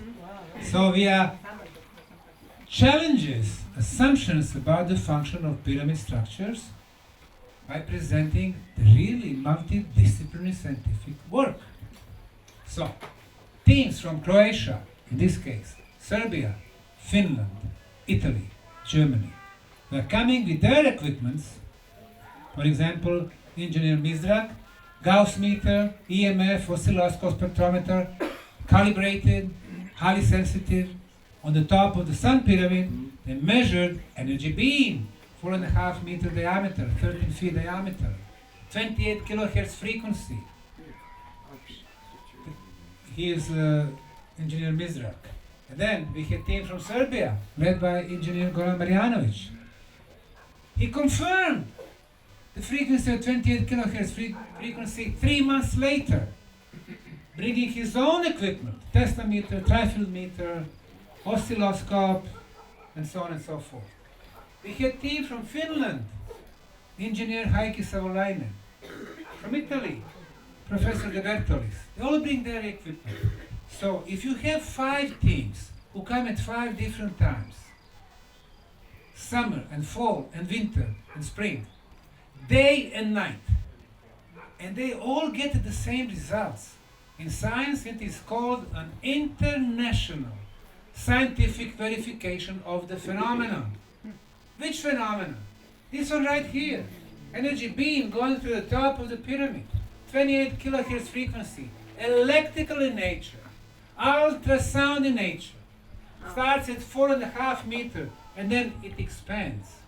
Mother Nature does not make hills with 4 sides, with 4 triangular faces, with 4 corners, with the perfect orientation to the north, south, east and west, with the best quality concrete, with underground tunnels and chambers, with perfect triangular shapes, with the 3 Fibonacci spirals. Mother Nature does not do that, but intelligent hands. This is a product of intelligent design. And then we've done measurements during the moon eclipse.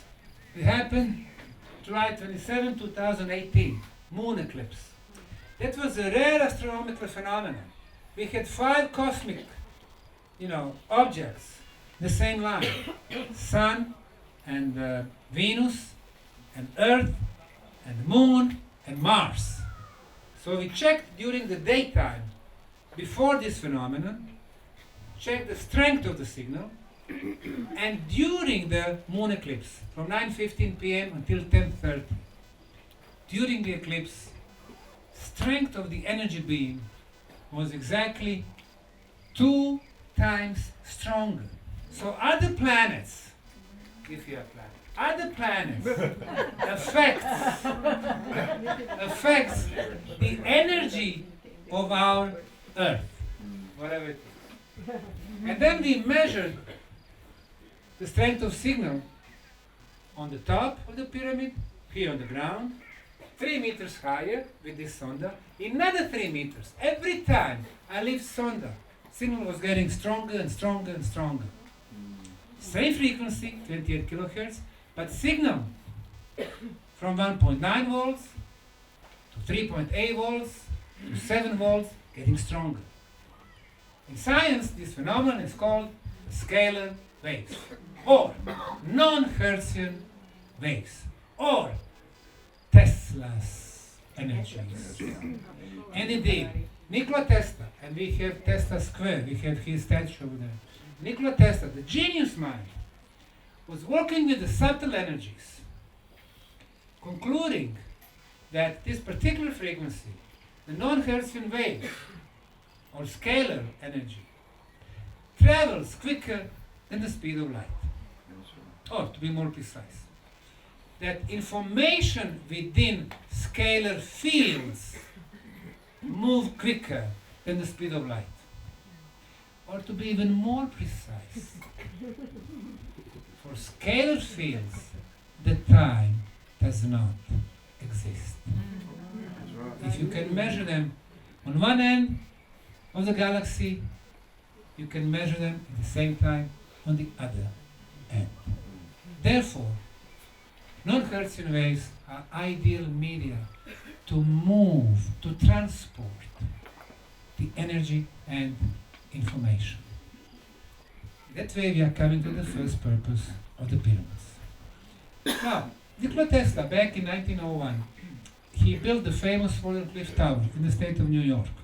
He was financed by one of the monsters, J.P. Morgan, the billionaire, and he did a few experiments, and he was writing in his diary, I found a way to move unlimited quantities of energy from one planet to another, thousands of horsepowers, regardless of their distance. And the frequency he was using was 28,000 hertz or 28 kilohertz, the same frequency that we measure on top of the Bosnian Pyramid of the Sun.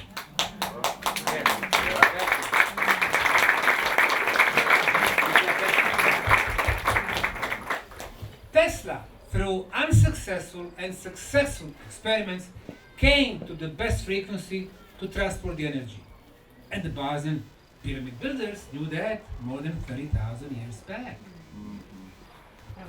The Kukulkan Pyramid, 2008, remember this one? Yep. Tourist from El Salvador was filming his kids. Just before the storm started, energy beam was filmed, and after this event, Mexican government forbid climbing this pyramid. Those of us who were there before, we remember we could climb. After that, they would not allow us. Why? Is this a normal picture?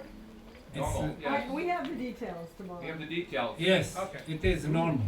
Wow. Coming from Well, it's abnormal. abnormal, but it's It was a cell phone. Yes. Why would they, forbid people to climb? Or maybe because some irresponsible engineer could come with the equipment and start measuring. So it's better that they stop this. Okay. The moon pyramid in Teotihuacan, energy beam. So more pyramids have been energetically active.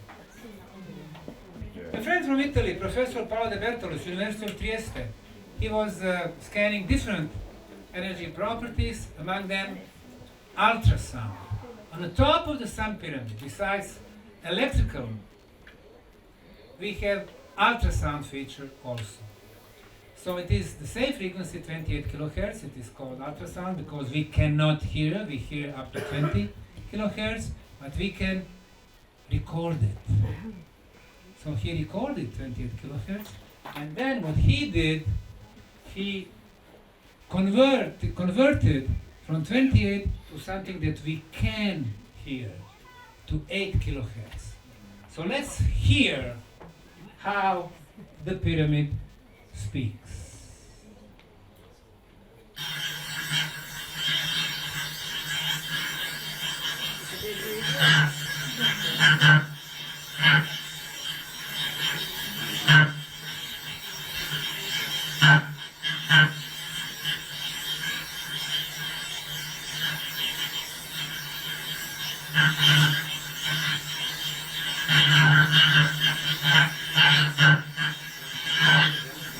Very scary.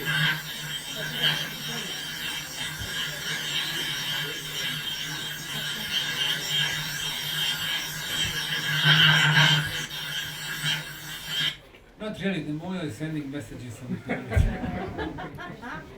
Why is this frequency so important?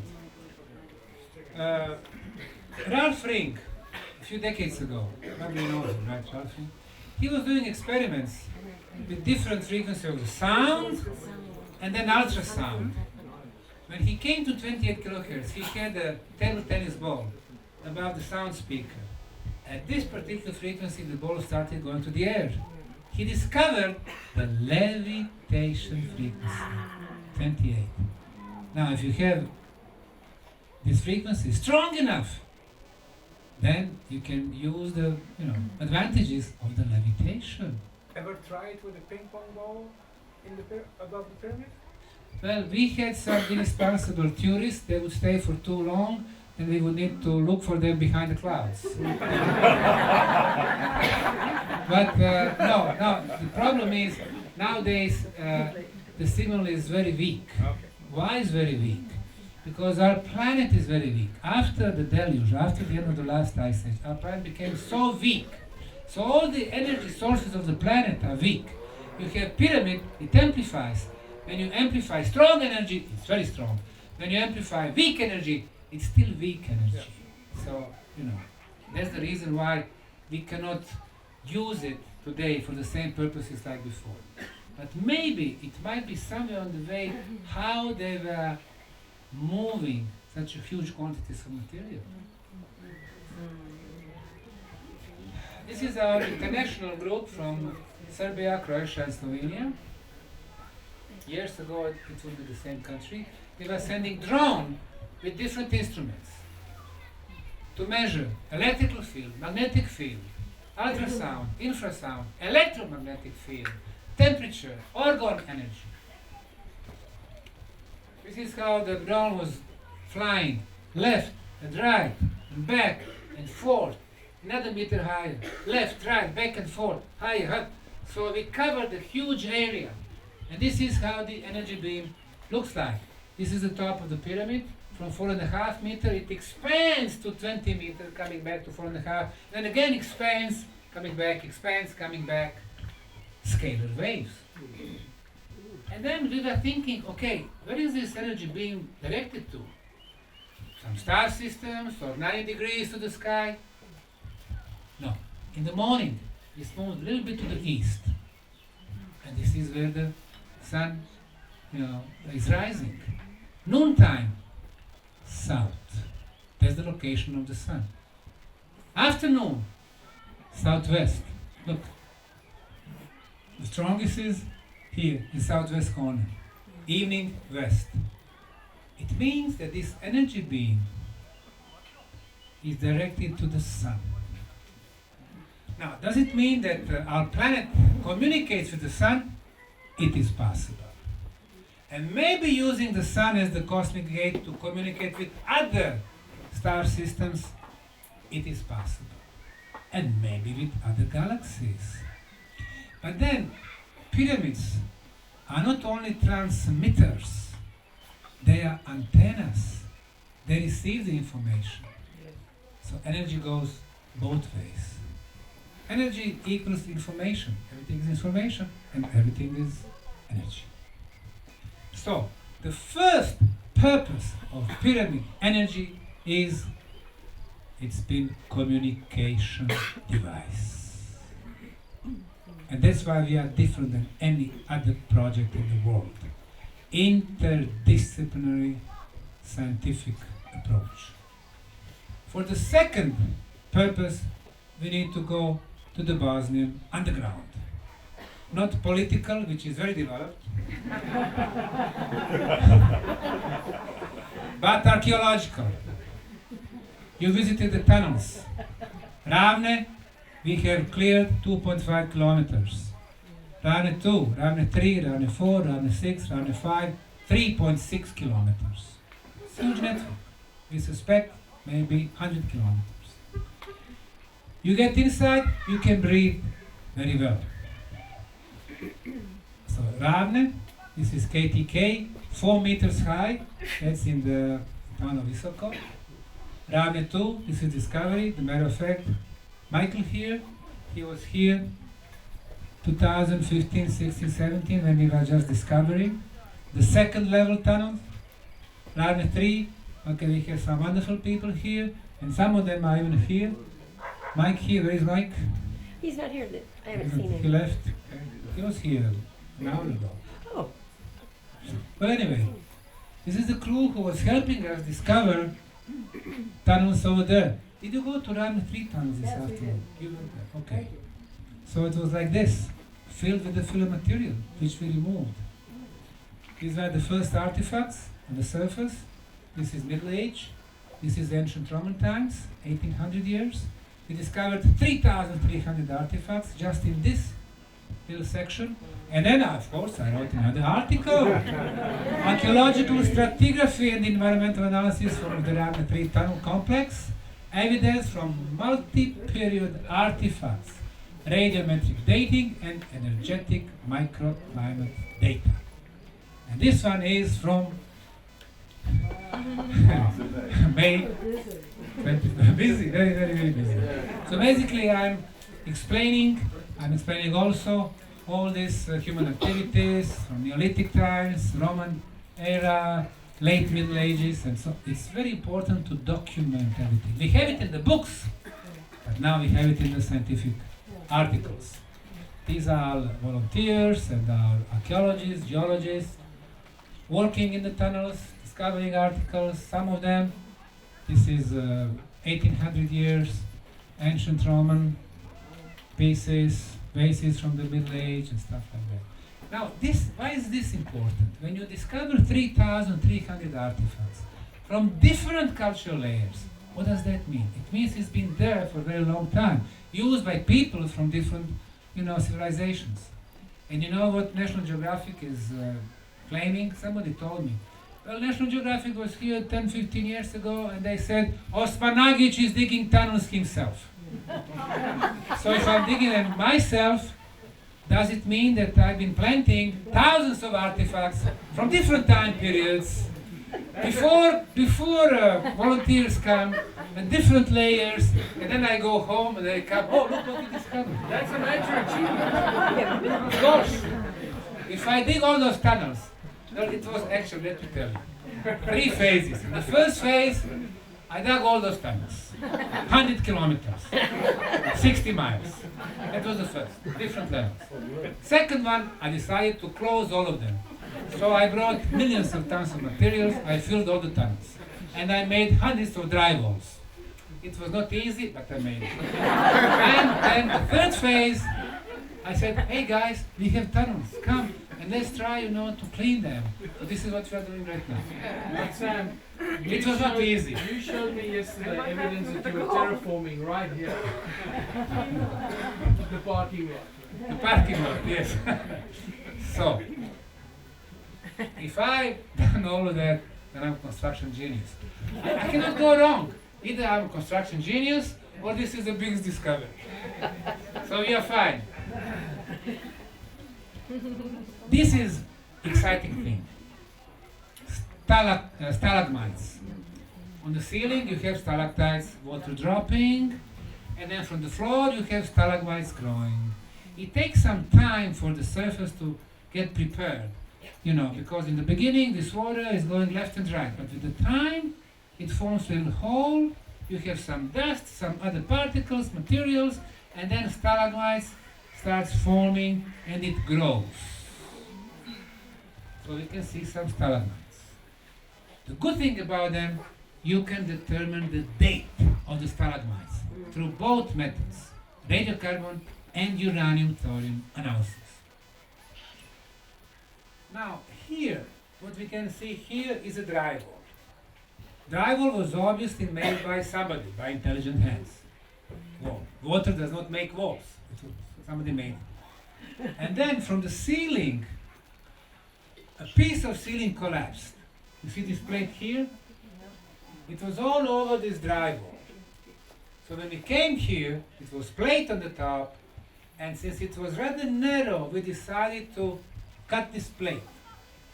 So, we cut it, remove it, and then we realized that there was a wall below the plate, meaning the wall is older.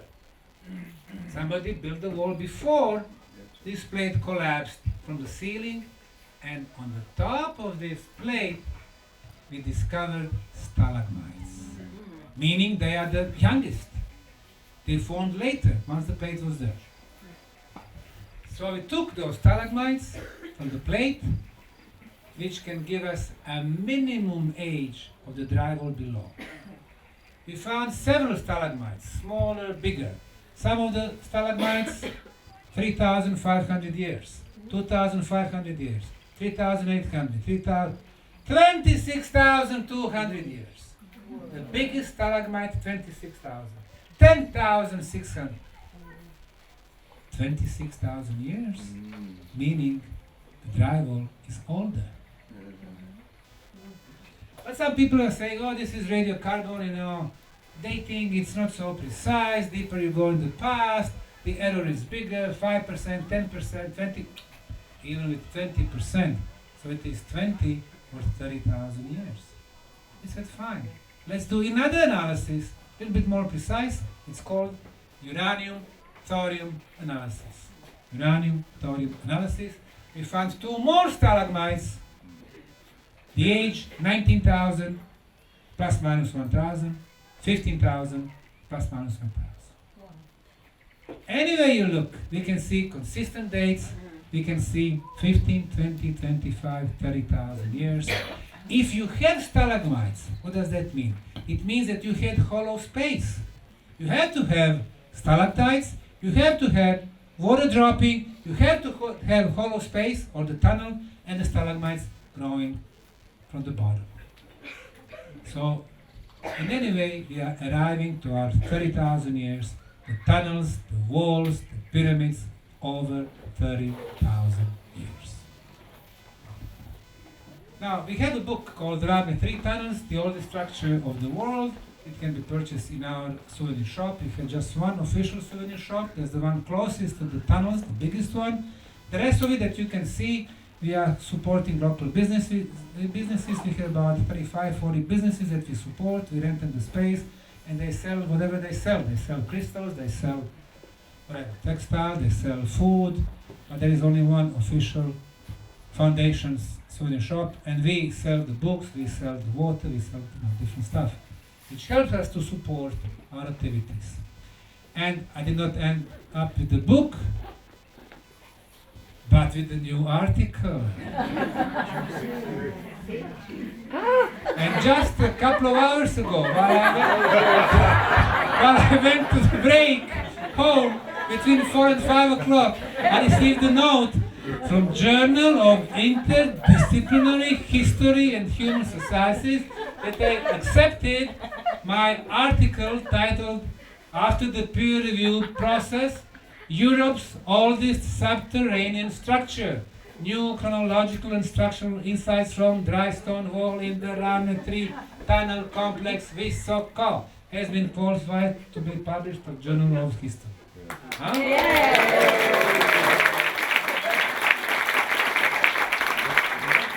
What did you write today? Huh? What did you write today? Let me go to the break. Let me do something. Let's have a quick break. No? Marisa, please, you. Surprise us. Yeah. Yeah. Yeah, I'm just behind the Oh, this is you, huh? Okay. Rame 4 tunnels discovered in 2019. Dry walls, Rame 3, Rame 4, Rame 6. Dry walls.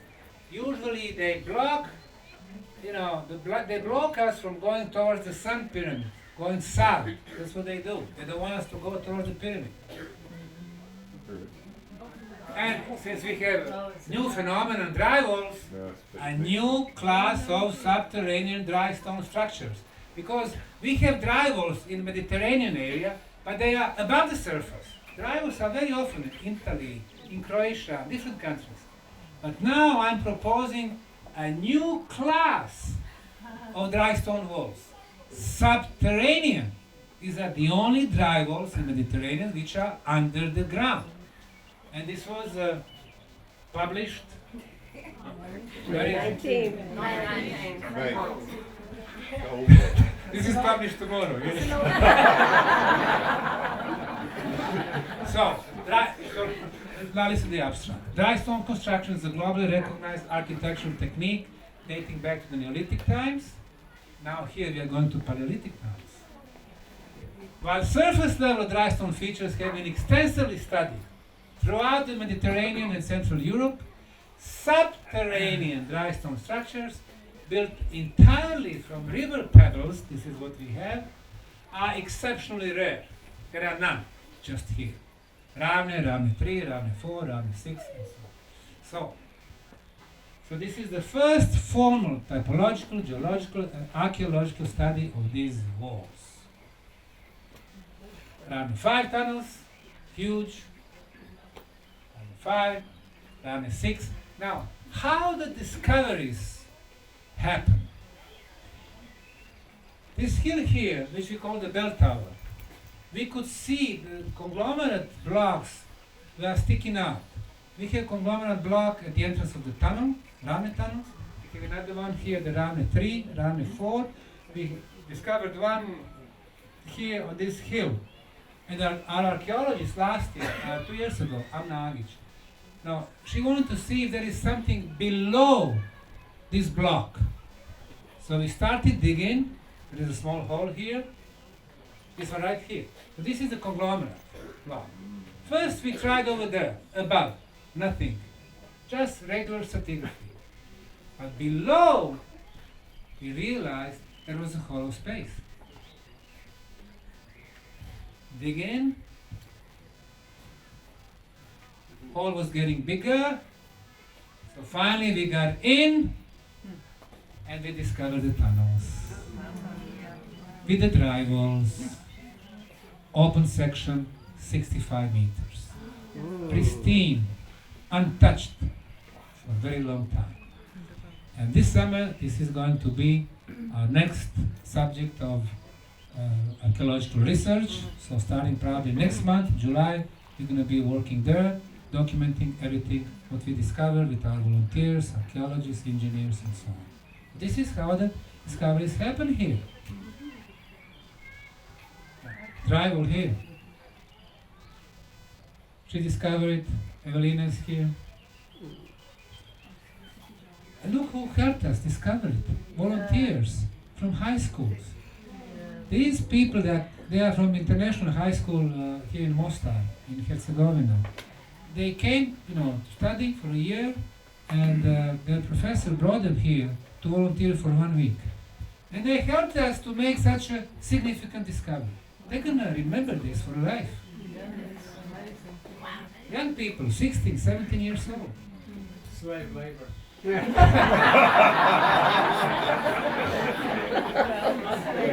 Tunnels. Useful education. Now, this is the mega ceramic block K2. You see how, maybe you don't see that when you're there, but you see how it's sitting on the support? If it is on support, it means somebody placed it there. If somebody placed it there, we have intelligent hand involved. Georadar, small georadar instruments, they told us there are 3 minerals, quartz crystal. The biggest one right here, the second one, the third one. Those of you who are in there with the Sunny might remember the Sunny would go to the big one, sometimes to the second one or the third one, because the animals, dogs, they feel the energies. They automatically go to strongest source of energy and always positive energy, dogs. That's why Sunny was my best assistant ever. Now, we started measuring using scientific instruments. We measure, among other things, original Schumann resonance, 7.83 Hertz. Why is that important?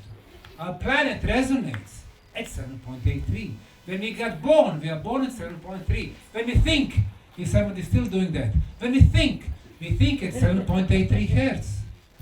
So, the same frequency of the planet and our brain, we are in balance. We go to the big cities, you go to Sarajevo, 12 Hertz. You go to Munich, 15 Hertz. You go to New York, 18 Hertz. Why? Because of our bad technology.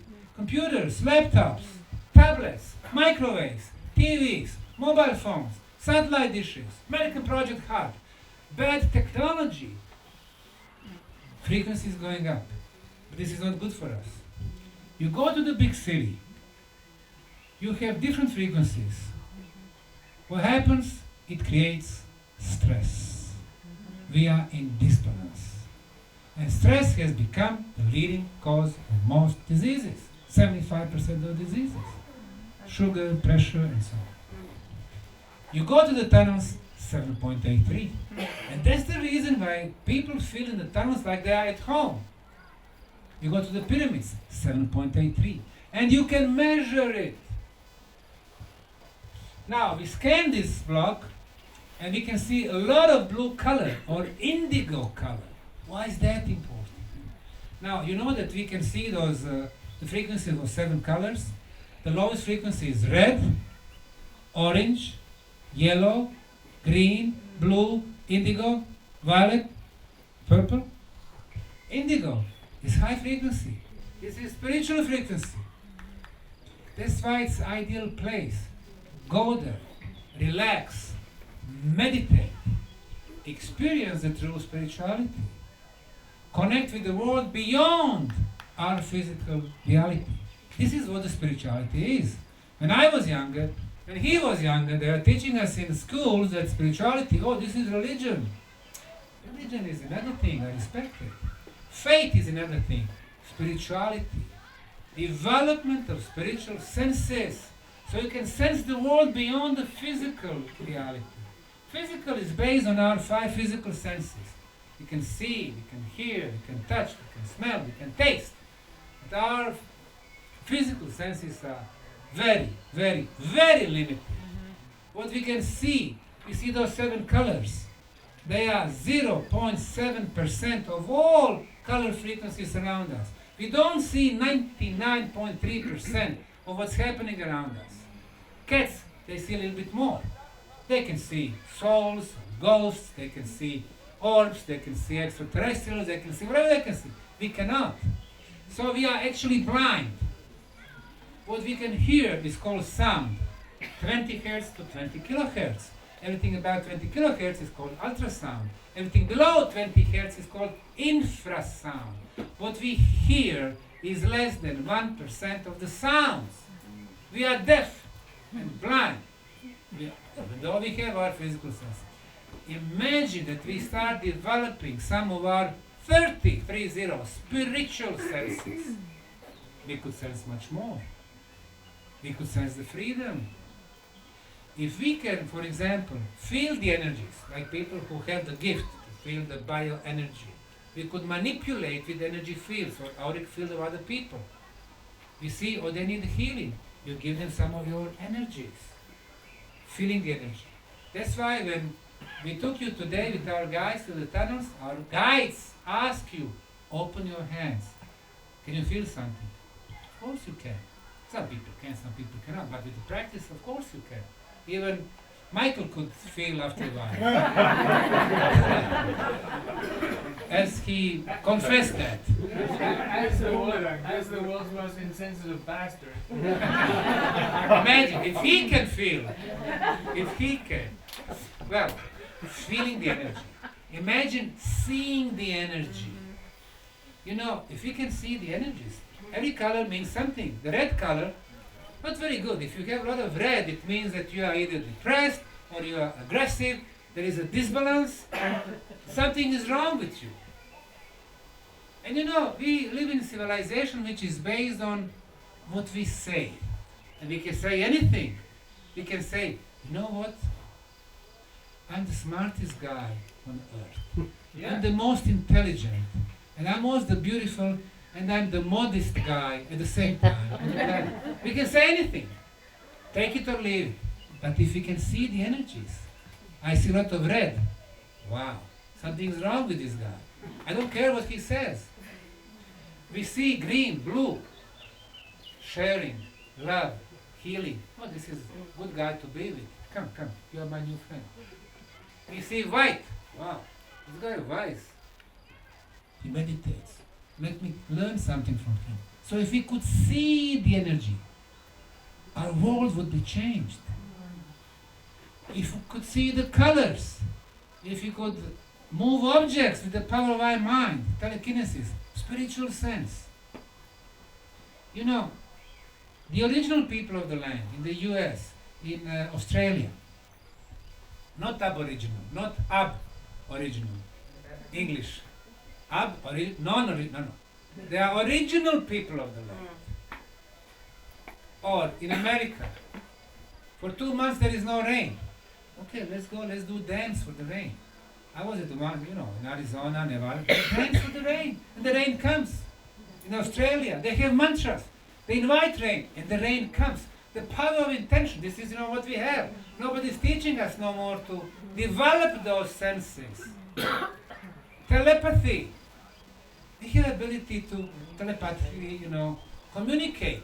Nobody's teaching us to develop that since early age. Sometimes we know that we are telepathic. If Valerie comes home 3 o'clock in the morning, he's half drunk, his girlfriend is waiting, Valerie is just looking at her. She doesn't need to say anything. He knows exactly what she thinks. So sometimes we are telepathic. Sometimes. People are doing surgery on us. We are laying on the, you know, in hospital on the table. Very complex surgery. For 5 minutes, our heart stops beating. What's happening there? Our soul is going out of the body. So now we are close to the ceiling. We are looking down. We see our lifeless body. We see doctors. We hear medical nurses. They talk, they discuss, they laugh. And I'm thinking, hey, who am I? My body is there, but I'm still thinking. I have intelligence. Wow, I'm a soul. That's the answer to the question, who really am I? I'm a soul. I have an intelligence. I can hear. I can see. I have my senses. I can move. Can I move to the next room and see what's going on there? The next moment, you went to the wall. Wow, there is another surgery there. Okay, let me go to the parking lot. Wow, I'm in the parking lot. Oh, why don't I go and see if Cleopatra was the most beautiful woman of all times? Next moment, I'm 2,000 years back. Cleopatra the 6th. She had the best makeup in the world.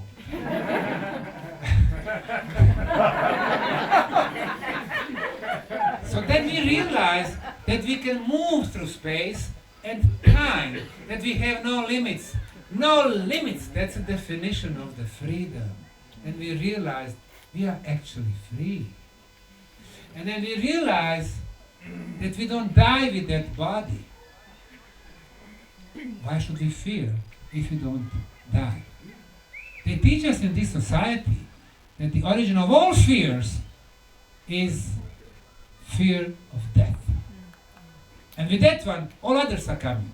Fear of losing material stuff, losing the loans, losing the homes, losing the cars, losing the savings accounts, losing the wives. So we realize no need to fear anything. That's true spirituality. So while we are thinking, wow, I discovered a whole new world, blah, blah, next moment, the surgery is over, I'm back into my body, but I remember that there is no need to fear no more. Monday comes, I go back to my office. The boss started yelling, as he always does on Mondays because he's nervous. And you always obey, you listen. But this time is different. You tell him, hey, do not yell at me no more. No, he's surprised. Oh, I'm going to fire you. No. I'm going to quit. I'm going to find another job. I don't want to fear no more in my life. That's what the true spirituality is about. Being aware of the world beyond physical reality. Spirituality. Pyramid energy helps us to develop spiritual senses. How many people who deal with the bioenergy came here telling me my powers are 20 times stronger than I'm in the tunnels? Spirituality. Block K1, lot of red color. Low frequency, but hey, it penetrates our body, hitting our blood circulation. The blood flows better.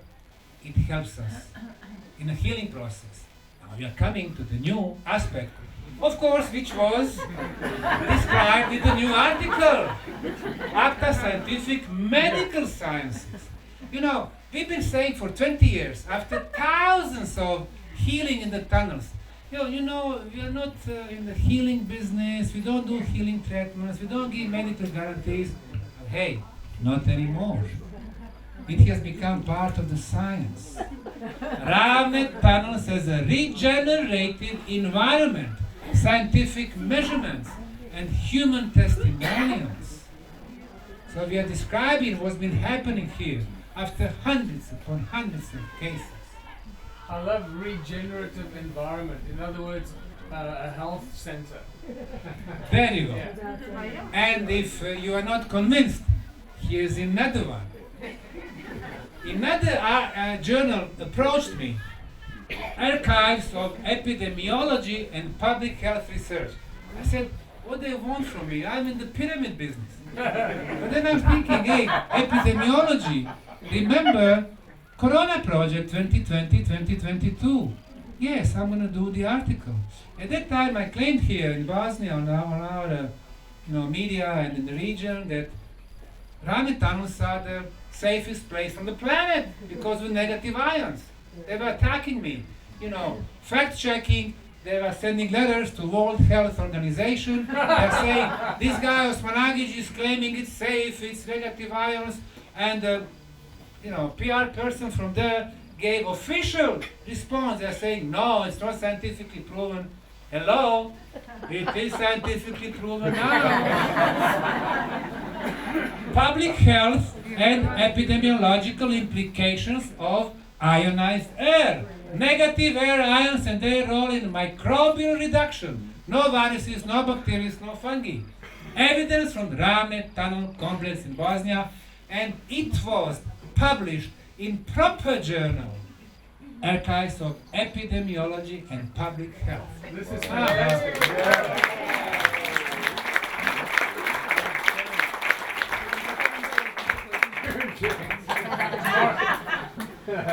Tomorrow, right? This girl from Czech Republic, from Slovakia, she had the problems with her lung capacity. She was using only 47% of the lung.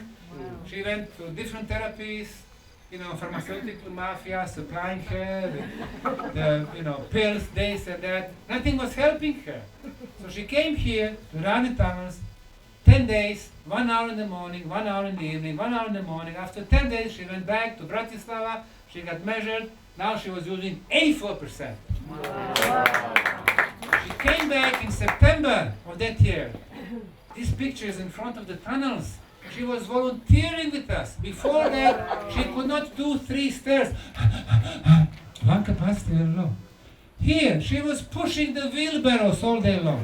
Around the tunnels. Regenerative environment. People from Prague, medical nurse, the 10 guys, they were measuring 20 different parameters. This is the blood pressure. This is the sugar in the blood, drop of the blood. Before entering, in Europe we have different methods. So in Europe, 3 to 6 normal, 6 to 10 risky, above 10 diabetes. This guy, Jirka, 7.8 before. It was a little bit risky group. He came after 45 minutes, 5.1, normal level. The doctors can argue, yeah, but he was walking and the sugar tends to drop after walk. No, okay. How about Carol? 10.5 before, almost diabetes. He came back, 5.7. Yeah, but maybe he was running. All right. How about this guy? 20, 22. Diabetes. Bad. People die with such a high, glucose in the blood. First entrance.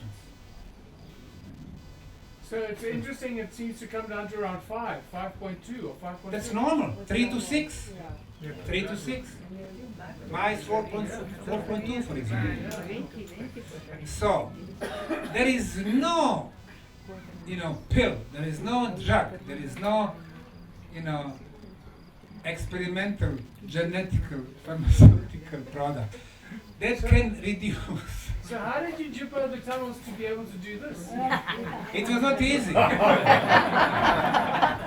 had to infuse special materials. Too complicated. Oxygen. Oxygen. When we think how long it's going to last, look at this. First day, second day, third day, fourth day, 2 weeks. Well, he went back to Prague after this. But also he went back to the bad habits. Food that he eats, stressful environment. Now, this is a chance after the tunnels to change your life for the better. So you need to think, when you go back home, what I've been doing wrong? Let me change this. Now. Not tomorrow, not after the first of the year. Now. You change that, and then this makes sense. This girl from Turkey, she would have very high blood pressure, 220 over 135. Women are aware what does that mean. Migraines and Saturday comes, they come to our bedroom, we are ready. I got a headache. We, men, we do not understand the migraines and the high blood pressure. So she's been coming to the tunnels since 2014-15, and twice a year from Istanbul, Sarajevo, 4 flights a day. And since then, her blood pressure never goes higher than 140 over 90. But she has to come a couple of times a year, and this is what we call tourism. Very good. Very good. Very, very good. You hook them in and you keep them there. You like big pharma, ultimately. Had the health issue, said that you had a high blood pressure, hypertension issue, and that you had a prostate cancer. Prostate cancer. Can you the guy tell from us Austria. something? What did help you to improve your symptoms? I think my help is going inside the tunnels. Going inside the tunnels. And the last 2 months drinking the water from the pyramid. Last 2 months drinking the water from the tunnels. With a small pyramid water with 1 liter Take small bottle, water in a mixed with bottle, 20 liters of regular 1 water. hour, 24 hours in the fridge. And then I drink 1 liter or a half liter all day. 1 liter. And after 2 months, I have no tumor. It's unbelievable. It's unbelievable. And the doctor in Vienna is one of the best urologen from Vienna. He works in the hospitality and private, and he said he cannot say why it's gone, the tumor. Yeah. Sorry, Sam, was Why it, it's say 1 the month, question. after 1 month? 1 month he was coming Thank to you the very tunnels twice a day, and for a couple of months he was drinking pyramid water, the tumor was gone. And he went to the best urologian, the best of the urologist, urologian, he said. You lost your vision. Had a healthy. So our health is not only the physical health. We have 7 energy fields around us. The first one is the most dense. It's called auric field. We have Professor Korotkov's equipment here for 10 years now, and our Sanela, she's been doing scanning people for last 10 years, more than 14,000 people, most of them before and after the tunnels. Now this is a typical case of a person, this is a woman, Bosnian living in Austria, before the tunnels. Why the pieces of auric field is missing? Because of the stress. It affects our body, it affects our protective shield around us. Energy level 23 joules, balance 89%, before the tunnels.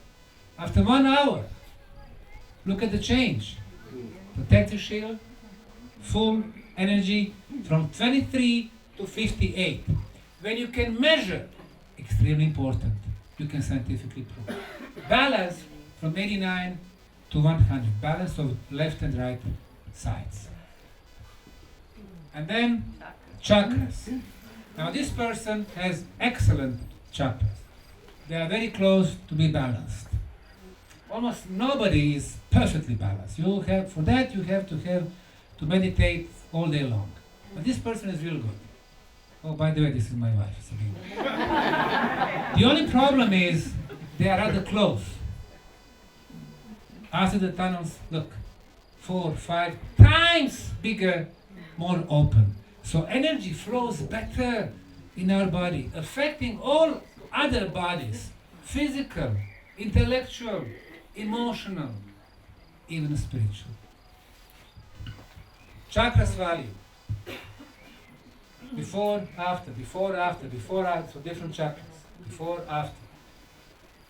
Emotional pressure. Before, stress, after. Our friend from Italy, he was volunteering one season. He brought an electronic microscope. He was taking the blood samples before the tunnels and after the tunnels. So he was, through the live blood test, he was checking red and white blood cells. So, this is an example of pathological blood. Something's wrong here. How do we know that? These are the red cells. If they are circular, they are fine. If they are not circular, there is a problem. There is a problem. If they are one on the top of each other, there is a problem. So there is a pathological process here. Before the tunnels. After the tunnels, look, all of them perfectly circular. They are not on the top of each other. Plus, they leave enough room to those white dots. These are white blood cells who fight intruders, who fight poisons, like this guy here, and they're gonna get it out through the liver, out of the body. So, coming to the tunnels helps to improve your blood picture. Why is this happening? Well, we always measure. We are in the scientific realm. We are now exposed to the cosmic radiations, if you believe that we are a planet. So, the cosmic radiation coming our ways, some of them are harmful, and our body cells are fighting those enemies. We go to the tunnels 20 meters below the ground, no harmful cosmic radiations, no enemies. Sometimes we walk the streets and we are not even aware that the natural radioactivity is coming from underground, attacking our body. So our poor body cells fighting enemies from above, from below, 24 hours a day, every day. In the tunnels, we measure radioactivity regularly. This is the old measurements from 15 years ago. But they have those big equipment, so I would say, oh, this is something real scientific. Today, Geiger-Miller counters are like this. But anyway, they came from university.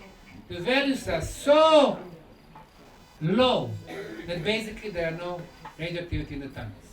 No enemies to our body. No geopathogenic radiations coming from underground water, because all those bad radiations have been neutralized with those ceramic blocks. These people are very smart. In the tunnels, no signal for the mobile phones. We can't live without mobile phones. But every time we talk on the phone, 15 minutes, 150,000 our brain cells are burned.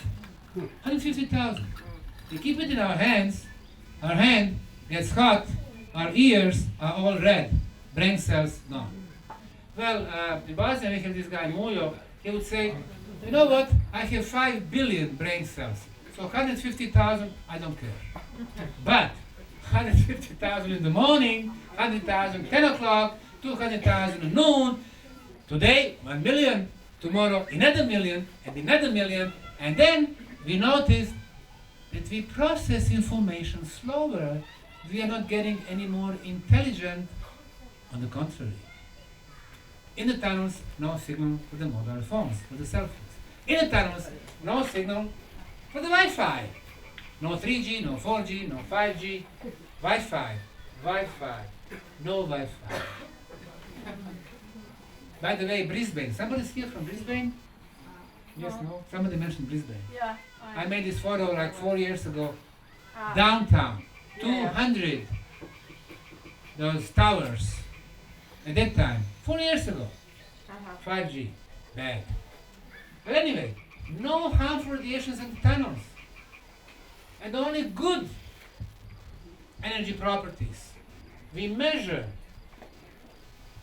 the original Schumann resonance, and we measure some other values. Now, this engineer from Belgrade, Goran Samuković, this is what he measured. He measured electromagnetic field on the moon pyramid, and then he converted this electromagnetism to the sound, the same frequency of the sound. So let's see how the pyramid of the moon speaks.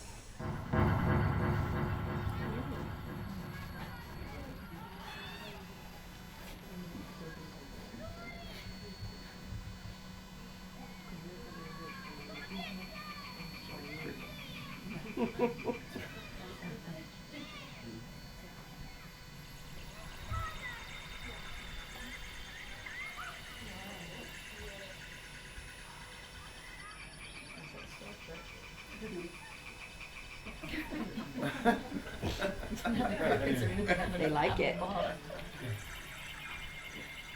Call of the Wild. This would be a great sound effect for sci-fi movie. Yeah.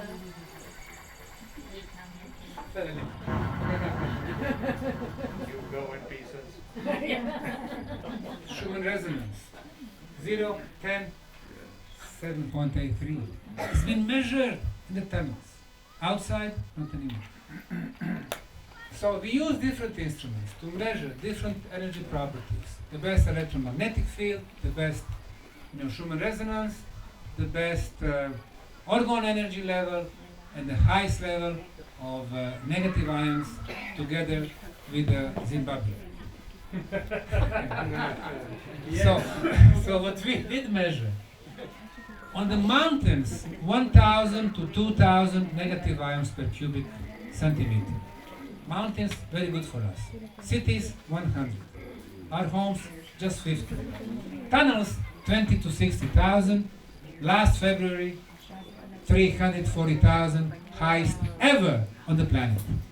Everything above 5,000 is a healing concentration. 340,000. This is the safest and the healthiest place on the planet. So our conclusion, purpose number 2 of the pyramid energy, is to protect what is the most precious to us, our health. Isn't it logical? Communication, health. So, since we've been measuring all these values for the last 15 years, once you have data, then you can make scientific article. So we have proven that those values are the highest on the planet. Journal of Advanced Artificial Intelligence, Engineering and Technology. The title, Environmental Ionization in Enclosed Geospheres. It should be Our Tunnels. Comparative study of global and local measurements. I've been measuring it even in South Africa, or Zimbabwe, or Germany, or Egypt, or different countries. I compared it. So now people starting, doing citations of my articles. Because these are studies. Now, with my friend Konstantin Korotkov, some of you know him very well. This was actually my first scientific article. His was really rather simple. He did like 4 pages. My articles are 20 to 25, with the supplements about 50 or 60 pages. They are really big articles. And we did prove that pyramids in Bosnia, they influence environment in very beneficial way with his instruments. For those of you who don't know this lady, she is 94 years old, and one day she came here to the tunnels and she saw me. She said, hey, I heard that the tunnels are good. I said, well, yes, people are saying that they are really good. Are they going to help me? I said, why don't you go inside and then you're going to see. So she went and spent about 1 hour, and then she came back.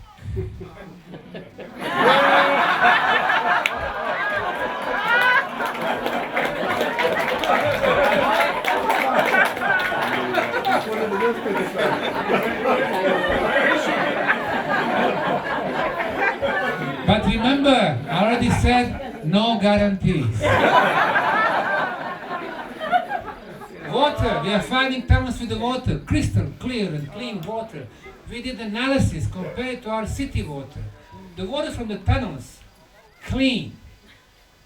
Now we sent samples from city water from Visoko and pyramid water to late Dr. Masaru Emoto, who became very popular after he started, freezing different samples of the water, taking photos with electronic microscopes. This is the tap water from New York City. No foam whatsoever. This is the water from Fujiwara Dam in Japan. Ugly. This is the water from Lake Biwa in Japan. Contaminated, even though it looks blue and nice. It's contaminated. Ugly. This is the Visoko water, the city water. Chlorinated. Particles of heavy metals, microplastic, energetically dead. And this is the pyramid water. We sent it by plane 10 years ago. At that time we could still ship the water containers to other countries. Right now you cannot, because if you come with the water, liquid, terrorists. You see how we have hexagonal structure and most wonderful crystal-like structure. You see this water, even though it went through, all the Röntgen machines at the Sarajevo airport, Frankfurt airport, Tokyo airport, it still kept its beautiful structure. We are what we drink. This is structured water. This is happy water. This is high vibrating water. They don't teach us in schools about high vibrations. Our project, it is not about the archaeology. Our project is exactly what Tesla said. You want to find out the secrets of the universe, you need to view them through the energy, frequency, vibrations. Our project is about the energy. Pyramids amplify natural energy sources, creating very specific frequencies that affect our vibrational level. Vibration level of all 4 kingdoms, mineral kingdoms. That's why we have so many stones from the tunnels here over the water. Plant kingdom. These couple of guys know how the plants grow at my place, just above underground tunnels. Animal kingdom and human kingdom. What does Wikipedia say about our project? Bosnian pyramids are pseudo-archaeological claim, not even a project, claim. Like somebody is claiming something.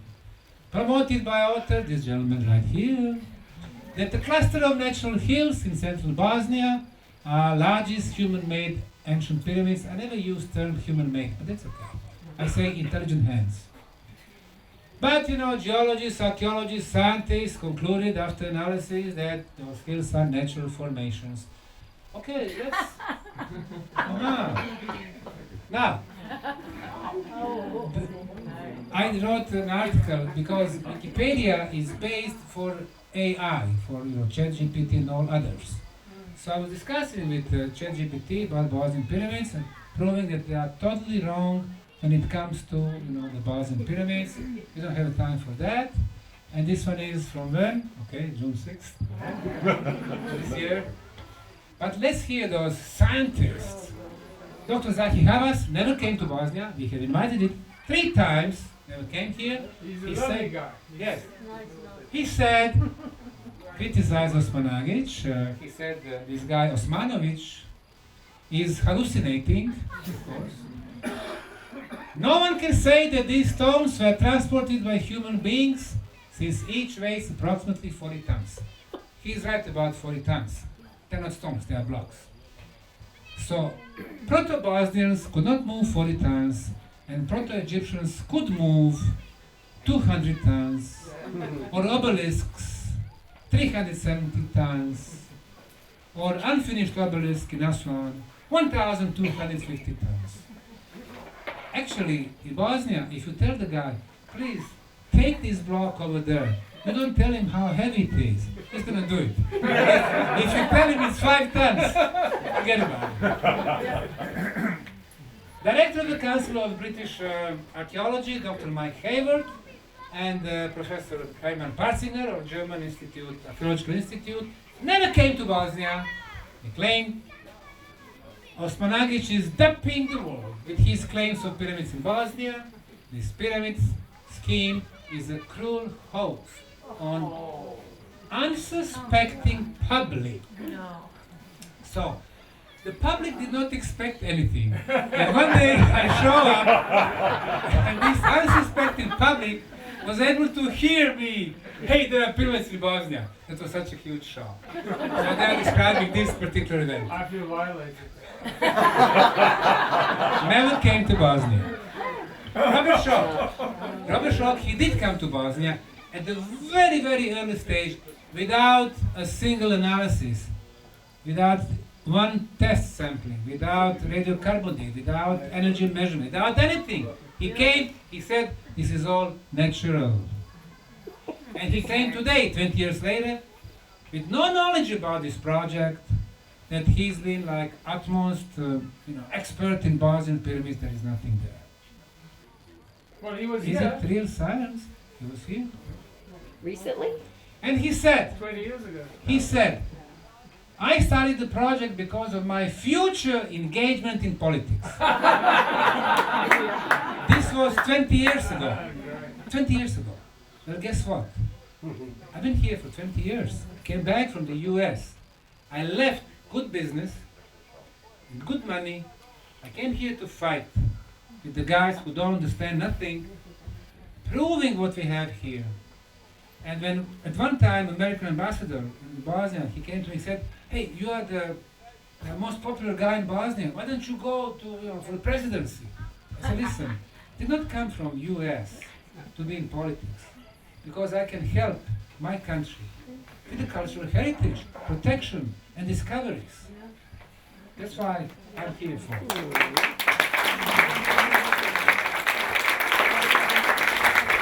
And his desire to make money. Well, nothing wrong with the money. But guess what? I've been the biggest donor from day one. And that the project was a fiasco. Well, 20 years later, the most active archaeological site in the world. Thank you very much. Andy Collins, never been here. I'm extremely skeptical. David Hatcher, not convinced. And the most intelligent of them all, Graham Hancock. I do not find this site to be good evidence for a lost civilization. Well, when I think about it, maybe he's right. This is not lost civilization no more. It's found. It's here. We found it. Not lost anymore. Lost and found. Yeah. This guy is, he's epic.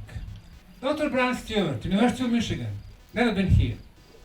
There are very warning reports that he and his team have essentially sculpted the size of these natural hills into something they think resembles pyramids. Stupid Bosnians, they don't even know how the pyramid looks like. And maybe he's right also. One dark evening, after midnight, I got my crew of volunteers and we went to sculpt this huge hill. So we were sculpting 4 sides into triangular faces with obvious corners. We had a couple of geodesists with us, so we got perfect orientation. And just before the sunrise, we decided to plant about 150 million concrete blocks, and on top of it, trees. And next morning, when people opened their eyes, voila! The pyramid was there. Not 1, but 6. Perfect Fibonacci spirals. Just like the ancients with hammers and chisels. Copper. So I said, okay, let me get all these, statements which we collected over the years, and we put them in the science, which went to the journal called Political Science International, and the article was titled Politicized Archaeology and Cultural Gatekeeping. People like Zahi, it doesn't matter if they are on official or independent side. The case of the Bosnian Pyramids. Investigating the phenomenon of politicized archaeology where institutional loyalty, ideological orthodoxy, and cultural gatekeeping override empirical inquiry. This is what we do. That's so well worded. Through documented examples and statistical modeling, including Monte Carlo simulation, we examine the improbability that some of the experts who come here, that it is by a chance. And look at this. In the last 15 years, we have held 7 international scientific conferences with 110 experts from different fields. And here you can see some of them. Valerie, and JJ, and Desiree, and Michael. But we had some others. Korotkov, we had some on official, we had some on independent side. So we were asking, what is the odd? Not that all 110 gives positive support, but just some of them, 45 of them. Oh, I'm sorry, this is random. No. The simulation is random. I'll come to that one. So we're asking, what is the odd that this project will persist for 15 years with all this institutional opposition? Opposition coming from Ministry of Culture, from Federal Institute for Cultural Heritage, for State Commission for Protection of National Monuments, from all the museums, from local to the biggest one in Bosnia, from the media, from all of them. What are the chances that we are going to survive 15 years? It's been 20 years now. What are the odds? The answer was 0. We have survived. We have survived because we got the vision, we got the enthusiasm, and we do follow our dreams. Yeah.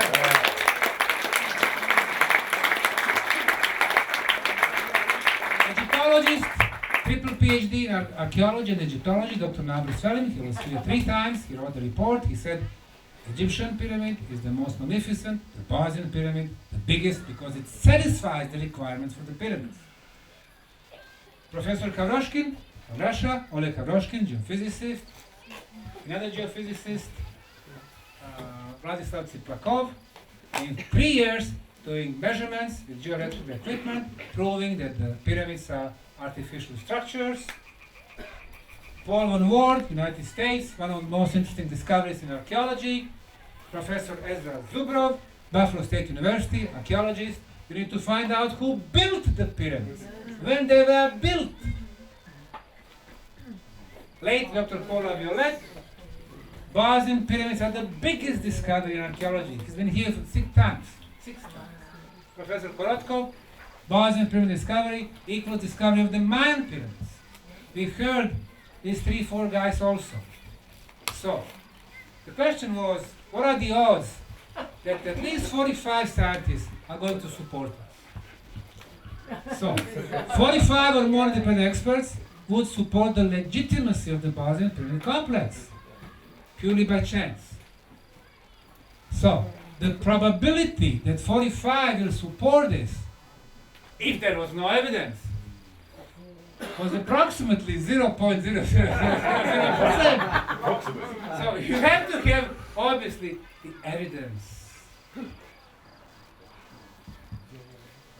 Volunteers. Today we had like 10 volunteers with us. In the last 15 years, we had more than 4,000 of them.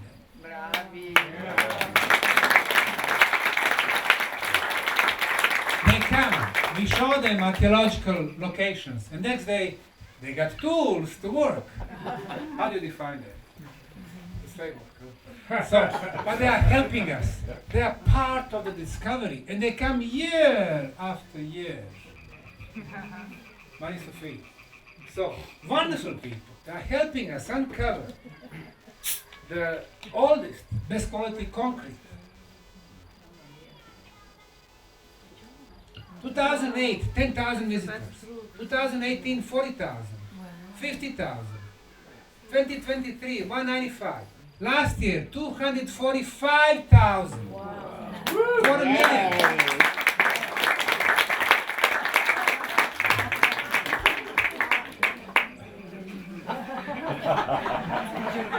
Bosnian pyramids against all odds.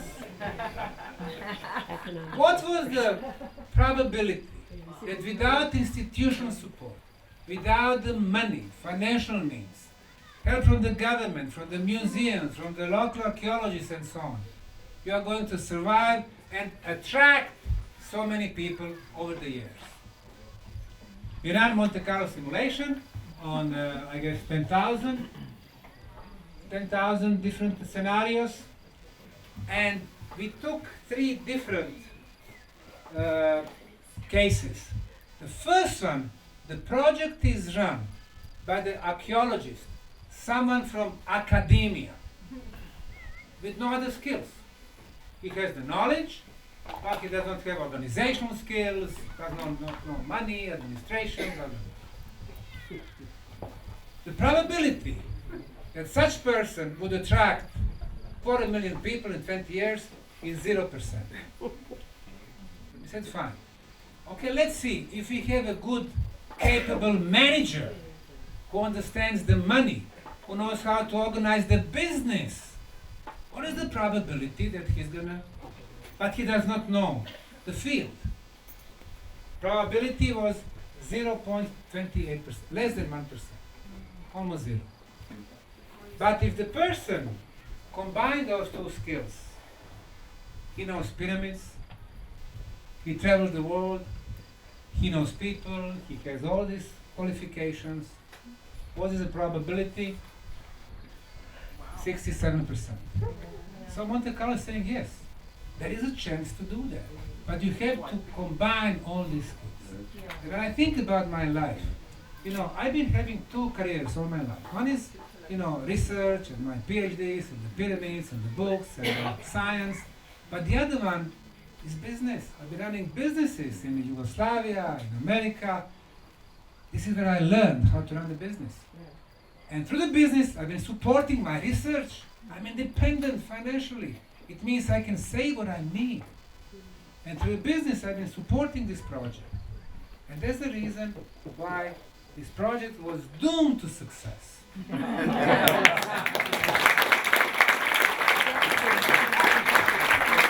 Now, 10 years ago, this was a swamp. We're going to be doing the tour tomorrow and day after. And today, we transformed it into the most beautiful park in Europe, the stress-free oasis. Every year, 100 to 150 schools come here.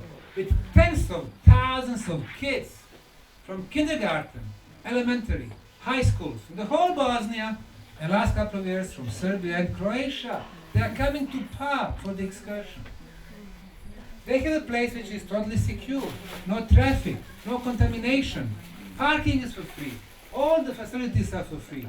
The toilets here, they are for free. They enjoy their life. Water is free. Water is free. We have exactly 3 underground wells here. The water is free, and this is not contaminated, poisoned city water. Music concerts, book promotions, children playgrounds, NBA stars we bring, and we bring the kids from the foster homes with no parents for one day. We replace what they need the most in their life, the parental love.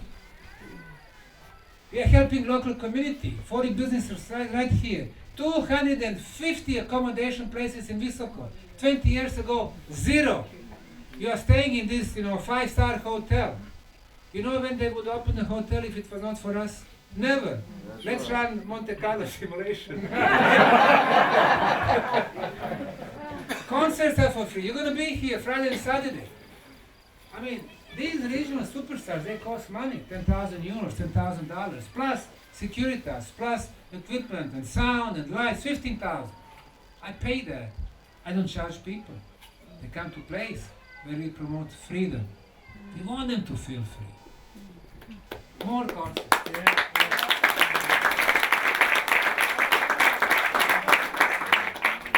I just want you to know that as of next week, there'll be 1 pillar less.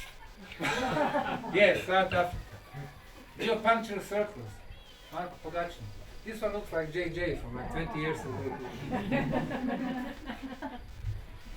Now, we are very close to them, but I'm going to show you something. We did the documentary with a couple of guys here in Visoko. What is the miracle in Bosnia? The transformation of neglected, muddy, swampy land into one of the most beautiful parks in Europe, with archaeological discoveries, sports, culture, art, labyrinths of love and energy, more than 60 different installations. Very exciting.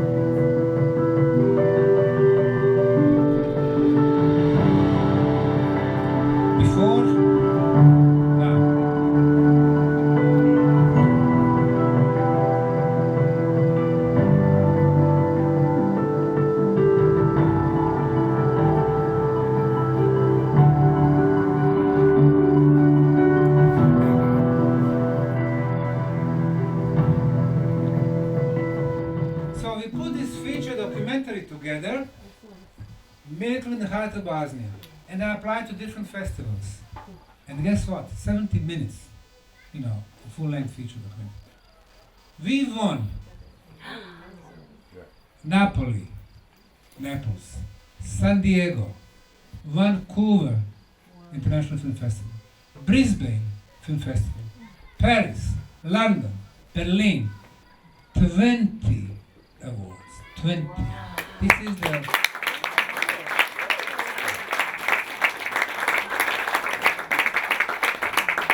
most awarded documentary in the region ever.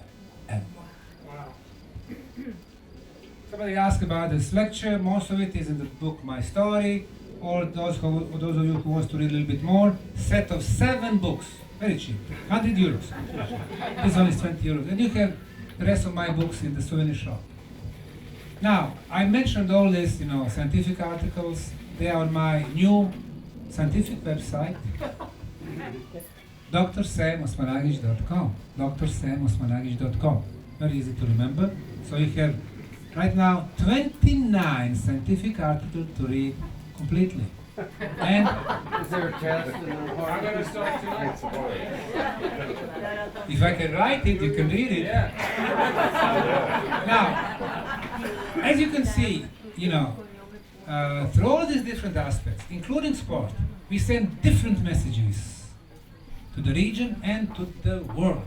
When we opened the tennis court 3 years ago, Novak Djokovic, the best tennis player ever, came with some other excellent players from Slovenia, Croatia and Bosnia, 2,500 people, 75 media from all over the world, Associated Press, Reuters, France Press, Chinese Xinhua. For the first time from the Bosnia, the news were not about the war, about the criminals, about the corruption. They were about the young people and the tourism and the tennis and the sport and the brighter future. My friendship with Novak, he's from Serbia, born there. I'm here from Bosnia. The last few decades, tension between our regions and countries and our people, our brothers. The last 150 years, people have been fighting each other. And we think that we are enemies to each other. We are saying here, no, we are brothers. We have to stop this spiral of violence and evil. We know that the third parties are behind the curtain, behind the veil, who are pushing us against each other for 2,000 years, from ancient Rome on. Here in the park we are saying, this is the time to stop this. And there are other ways: sincerity, friendship, cooperation, and peace. So that's why our message is so powerful. 20 years ago we started as the purely archaeological project. Then we expanded to the scientific aspects, energy aspects, and spiritual aspects, and healing aspects, and cultural aspects, and festivals, and art, and sports, and music, and concerts, and what we eat, what we drink, a new concept of future. Nowadays, what they offer us are new Western values, like from Ursula von der Pfizer. Transhumanism. Biochip under our skin. Oh, it's very convenient. You just pay your bills, you open the door, and they turn us on and turn us off as they like. GMO trash. Digital money and digital banks, so they can control us completely. You can buy a ticket in our green shop only by paying cash. Cash is freedom. They want to legalize pedophiles. They're saying, no, this is not a crime, it's just tendency, older, look. We are saying these are not our values. The future of humanity is in harmony among us and harmony with the nature. Thank you very much.